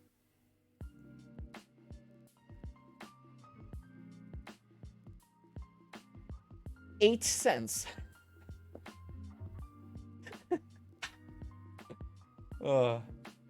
Tis what it tis, you know?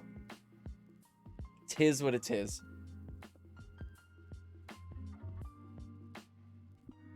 And we have one more money pack ready to be opened at some point. That was fun. I like opening up packs of cards anyway. Tyler, have us a false sense of free will. You think I've taken away your free will? You have a choice. Let me say, if you're in my chat, you have a choice. I just might not pick your choice. That's all. That's the difference. You have a choice. You have a voice. It just doesn't mean that I will hear your voice.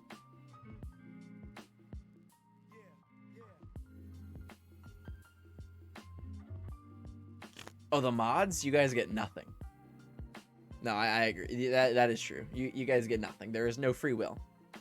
You get Cheez-Its, stale Cheez-Its, and apple juice. Once a week. I think it was a $4 pack. I think so. It might be. I think it's a little less. I think it might be a $3 pack.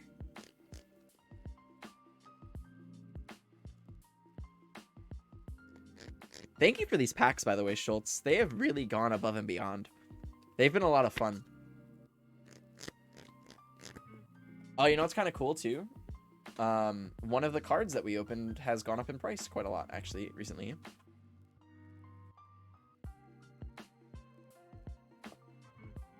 One of the cards that we opened a while ago, originally was worth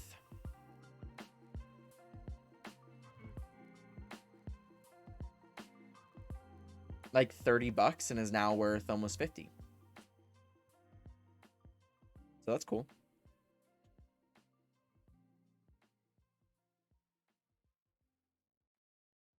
What are you doing to those cards? Well, I'm an absolute degenerate that can't control my impulses, and I will most likely be shuffling them like this. But I don't want to do that because I don't want to annoy you guys, because I will do this all night and not even think about it.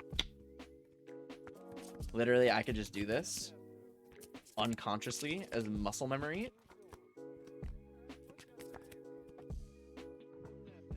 That's why I have to put them down. Mods here are MVPs. There's something. It is my version of a fidget spinner. That's very true. Once I have something in my hands, a pencil, you know, I'm like, these are like tweezers I'm just like playing with. I can't help it but just play with it, you know?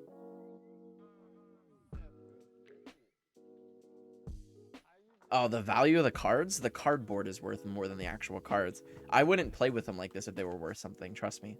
I wouldn't. Hello, I'm from Liverpool. Hello. How are you? How is it across the pond? I'm doing well, personally. You're like a friend of mine who can't stop tearing paper. If it's in front of him, he could be mortgage papers. He can't stop himself. When I get a straw, right? Like I'm given a straw and it comes in the paper, right? And you like, you know, get the straw out. I will play with that paper, roll it, rip it apart. Can't help it. Literally just impulse. If it's in front of me and it has no value, I will just break it and bend it and destroy it. You don't blow it across the room? I mean, I guess I would. It depends on at who and for what reason. If I'm drunk. Have you learned to roll a coin across your fingers? Yes, I don't have one near me though to show you. I like chewing straws. I also chew on things that I probably shouldn't chew on. This is very true. I make spitballs and use the straws. Gross. Gross. Learn magic tricks. I have always wanted to learn some magic tricks, but like doing like that one. Not really like magic tricks, but speaking like just, you know, just stuff like that.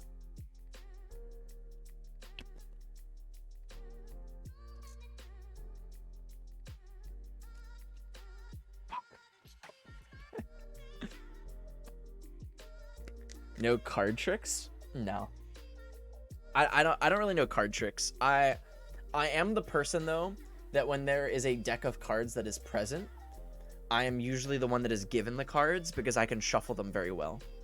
There's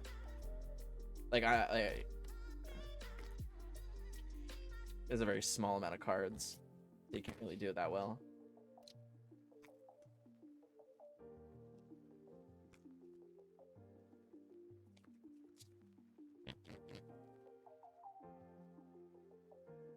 Who?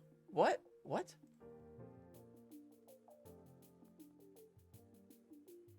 Carla. Like Carla. Carla I know. Sophie. Have I attempted another cookie session? What does that mean? What's a cookie session? I don't know what that is, but I want it. I do love cookies.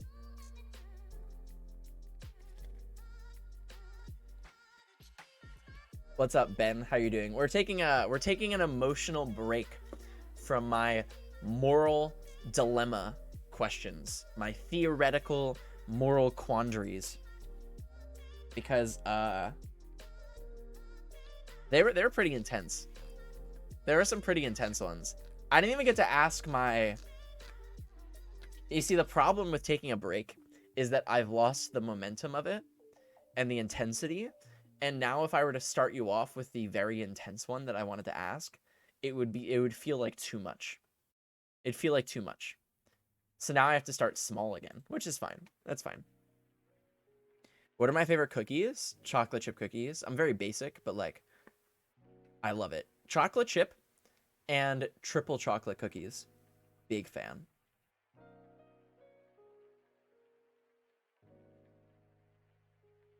The time you were with eating cookies with your friends and drinking milk.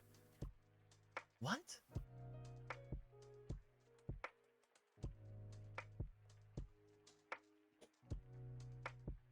Carla has asked you to ask me if I have eaten any more cookies with my friends. Is this a real question?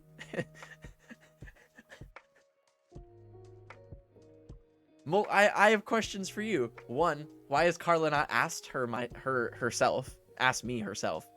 Two, is this a real question or are you making this up?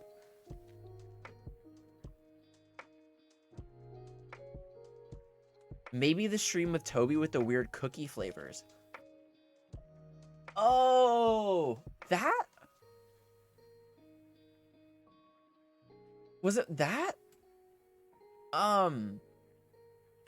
No, if it was that, then I haven't. No clue what you're talking about. She is telling me to type. Are you with her physically in the same room?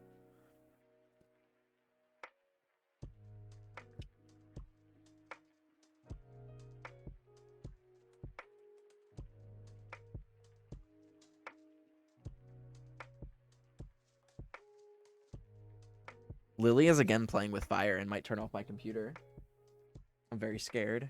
Please don't touch the power button. Please don't.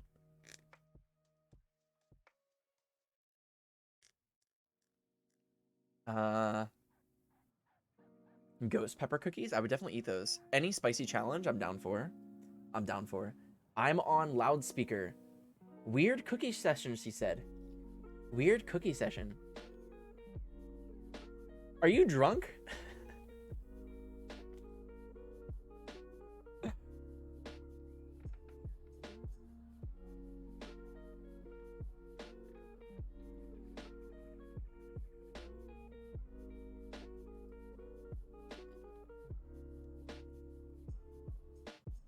Lily has decided to reset. If stream ends suddenly, it's because Lily has pressed the power button, and that is it. And Lily is doing just splendid. She is just splendid. I just came back from some vacations over the break, and after she bit me, by the way, I'll show you guys what my bite looks like. For anybody that doesn't know, before I went on vacation, Lily bit me so bad that she hung on my arm by nothing but her teeth. And it got really, really infected. Like, I could have, like, literally lost my arm or died. Like, that bad. And now that's where she bit me. And there's also the muscle there has not gone down. It's just is that way forever, I guess. I don't really know. So, I was almost murked by my own cat. Brutal. We're not drunk. We were. It's snowing, and we're in uni here in campus. Oh, that's cute. I wish it was snowing here in Florida. It'd be very cool. I didn't know you guys were friends. That's cute. I love spicy food. Love spicy food. As hot as I can get it. Like, I go to like a Thai restaurant and they're like, how spicy? 1 to 5, and I say 5. Like, I want it. I want pain. I want to feel pain.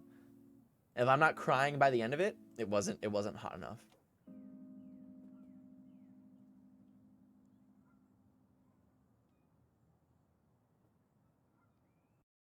Hello. How do I pronounce your name? Iris? It's gotta be Iris, right?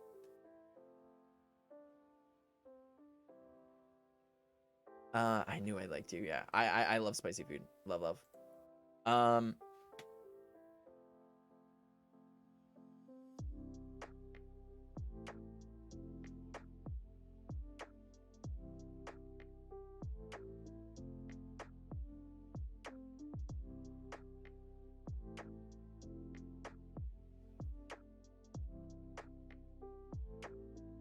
Iris. Oh, that's dope. I like that. Thanks, Ben. I'm trying to see if there's any more good moral dilemmas that I can warm you up with before we delve into the one that I wanted to ask.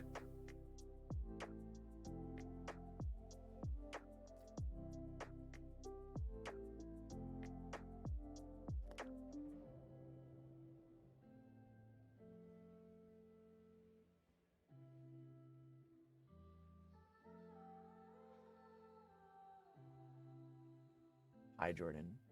Hello. By the way, hi everybody that has come out. I appreciate you being here. We were doing some moral quandaries earlier. I'm trying to get ourselves back into it. I could just ask the big question. I could just ask the bigger question. But I don't want to just give you that right off the bat.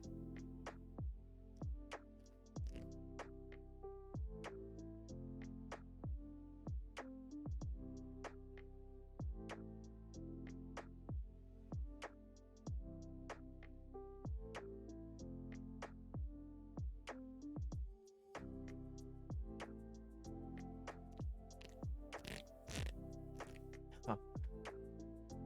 Oh boy. This is a good one. This is kind of a heavy one. Would you rather go skydiving or cage diving with sharks? Both.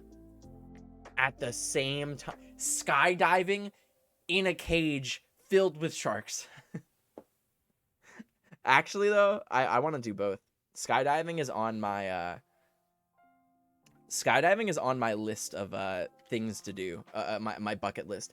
Actually, I really want to go skydiving. I wanted to figure out if I could live stream skydiving, if that's like a possibility. And if one thing I've always wanted to, I don't know if I'm allowed to do this. So if one of you here has gone skydiving in the past, you can answer this question for me.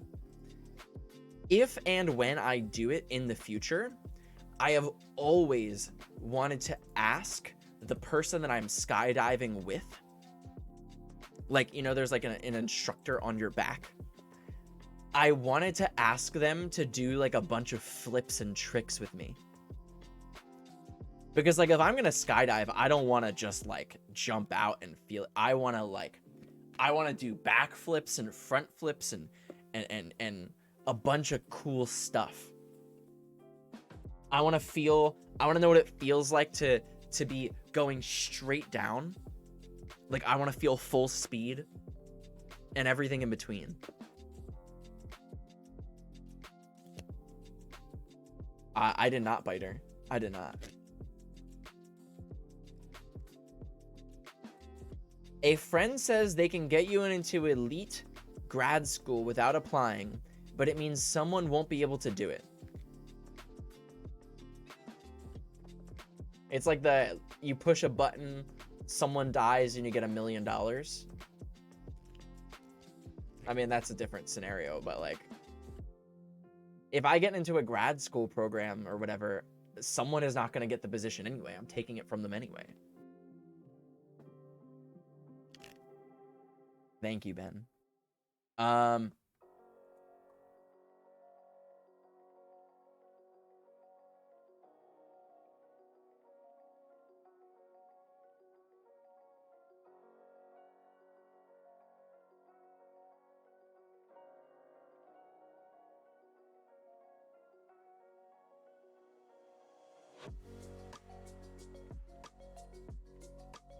Oh my god, I don't like that scenario. Holy moly.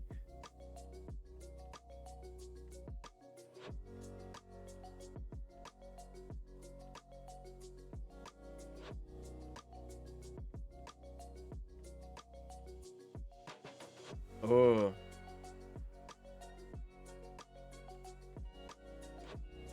Oh, this one's interesting. This is a very interesting theoretical scenario.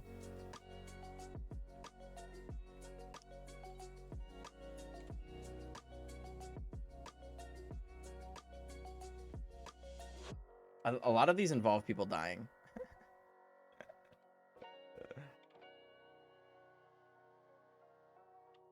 Carla, Robbie, Paul, myself, wish y'all a happy Beth. We are getting bushwhacked here. What the hell does that mean? Thank you for the lurk, Buck. I appreciate you coming by. And hi, Carla. It was nice seeing you.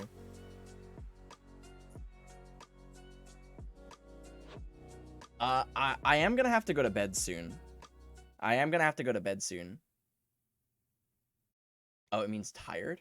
I mean, it is like 4 or 5 in the morning in Germany, right? So,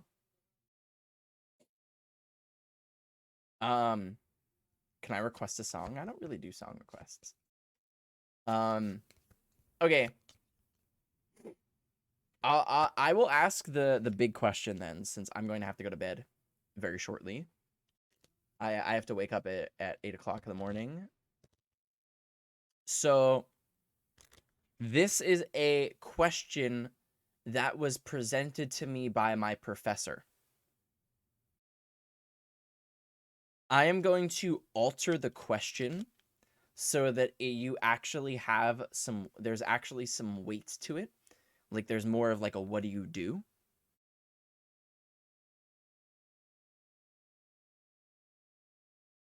We've covered murder. We've covered stealing. You know, we've covered patricide. There's only one moral quandary left in my mind that we have not gone over.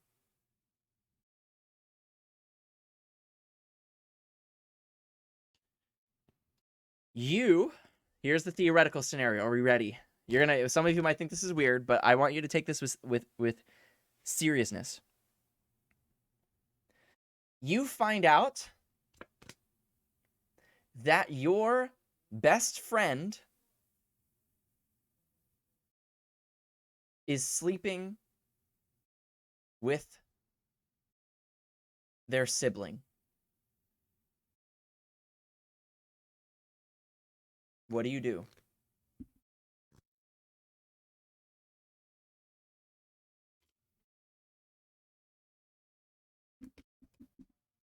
We've gone over murder. We've gone over robbery. There's only one more path to go. I'm in Georgia, so I say nothing. What's up, Caitlin? Welcome all the new viewers. We're talking about incest. Because it's just the natural progression of things. It's like Godwin's Law, you know?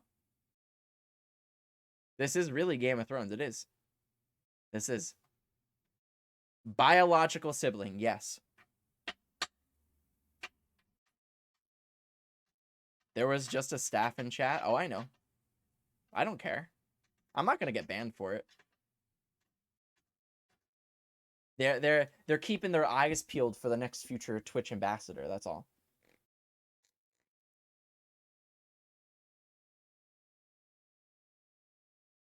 Bring it up to them, but I ain't. But of all the times, I know they're not here anymore. So.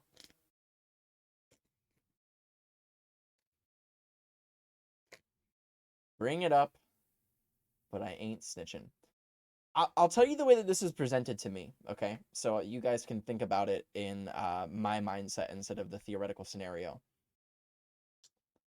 The way that this was brought up was I'm in school to become a therapist. And there are going to be some times that you are presented with difficult to handle moral scenarios. What if you were to find out that a client was sleeping with their sibling? How would you feel about it? How would you address it? This is the way that it was presented to me. I changed it for you so that it could be more about like a what do you do? But let's do the original question that was asked to me. Let's assume that you're a therapist. Put yourself in my shoes or the shoes of a therapist. And you find out that a client is sleeping with a family member, a sibling. How do you feel? How do you address it?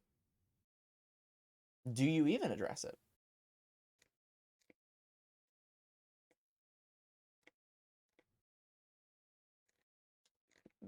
It was when I was presented with this question, it was very interesting, a little eye-opening, because a lot of the people in the room feel very, very uncomfortable and felt it was very wrong.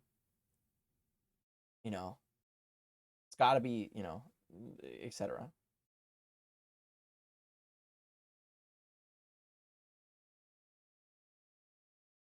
Yeah, as a therapist, you know, wouldn't judge. Client versus best friend, though, completely different in terms of how it was addressed. I agree. I think the best friend is a little bit more interesting because they're a little bit closer to you. I think that adds a little bit something more. As a therapist, you have to be unbiased. You don't have a choice. You have to be a as unbiased as possible. If it's your friend, well, different story. Very different story. Is it illegal or just icky? Sometimes both.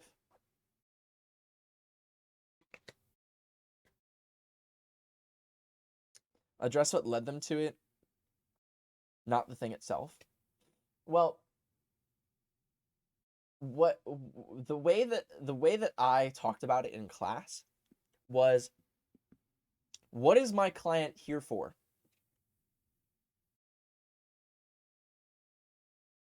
If my client is coming into session because they want to quit drinking, and along the way I find out that they are sleeping with their sibling, I'm not there to fix that.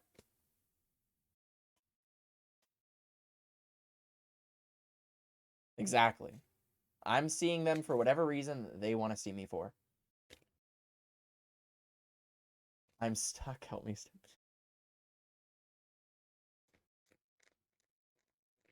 But would it make a difference if it's boy? I don't really think it makes a difference. I think it only makes a difference if it's between like. I think there's a very big difference if it's like an older adult. If they're the same age, I think that that is a different story You compared like to jazz? someone that's like a grown adult. Could be abuse, that kind of thing. It's true. It's true. Uh, and on that note, I'm gonna end stream. I think that that is the best way to end stream. I can't think of a higher note to end on. And scene.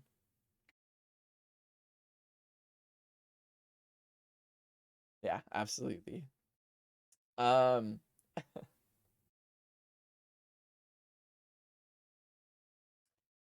so, how is this week gonna work?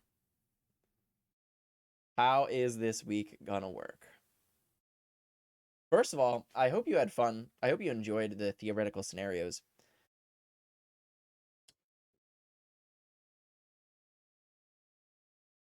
If you are new here,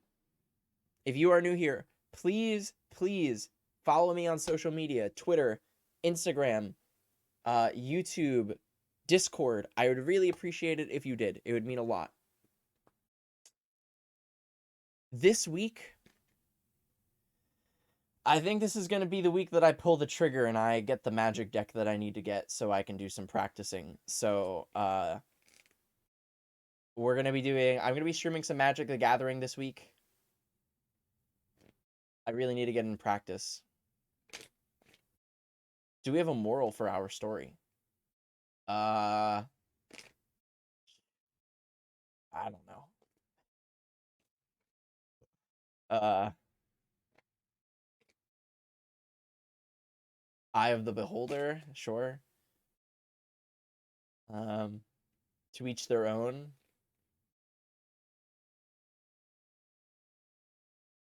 I'm an MBTI. What does that mean? Debater type. Debater type. Is that like a... Is that like Myers-Briggs? Am I wrong? No? Maybe? I don't know. I always turn to satire in those situations, probably because they're very uncomfortable. Some of the situations we talked about today are not very comfy things. The thing is, for me, personally, there's very little that, like, I'm not really disturbed by very much. Mostly because if it doesn't involve me, then who am I to judge? I could feel bad for somebody. I'll have empathy for sure. But who am I to judge? I agree. That's why I like moral scenarios, because they are very gray. I generally end up leaning towards the side of I don't really think it matters. There's some chance sometimes that you don't, but what is my P.O. box? Fantastic question. There it is. If you're ever interested in sending something to my P.O. box, please, by all means. I will be going this week. I will probably be going Friday of this week to the P.O. box. So if you want to send me something, I would love it. Absolutely. If you're not following me on social media, Twitter, Instagram, YouTube, Discord, I would really appreciate it if you did.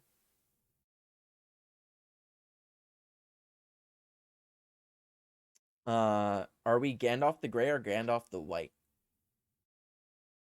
Well, no matter what, we're Gandalf, right?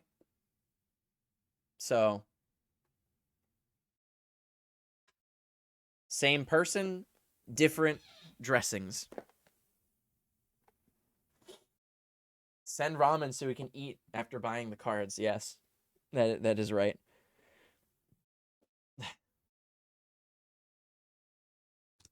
That is right. These magic cards are gonna cost me like $1,000. I'm probably gonna see if I can like borrow some cards from people, rent some cards. There are a few like renting services, but they most likely won't cover the entire cost, which kind of sucks. But you gotta do what you gotta do, and I want to be a winner, so. I'm going to do end of the night wrap up. I'll read off all the subs and donations and stuff that you guys have sent me starting from the very beginning, about 2 hours ago. They're online magic cards, so it's a little different because you can just kind of trade them back whenever you want, Mayora with the 9 months. Schultz with 100 biddies. Dream Ints with the 2 months. Balar with the 7 months, Somber with the 13 months, Linda with the tier 3 for 19 months, Tatia with a gifted sub, and last and certainly not least, Sugar Father of the evening, Dream with the 5 gifter. Thank you. I really appreciate it. So I think that the way that I want this to run in the future is I think that I want to start streams at 8 p.m. from now on.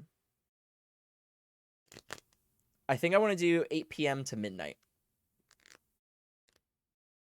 So we get 4 hours of stream. I want to hit it. I want to hit at least 3 hours. I feel bad whenever I do 2 hours of stream. I feel like it's not enough. So 8 p.m. Eastern Standard Time is when I would like to try to start getting things moving. It's going to take a little bit of... I just got to do it. Honestly. I can't bullshit myself. I just got to do it. So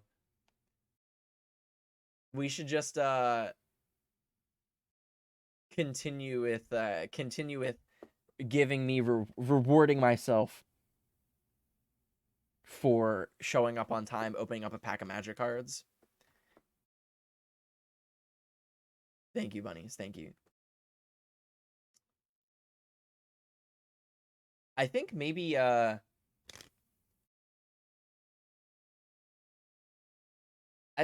would be kind of interesting to try to do 2 things in one night too. I've been thinking about that.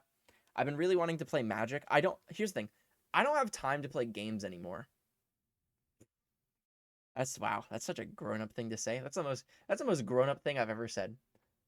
I can't play games anymore. I haven't touched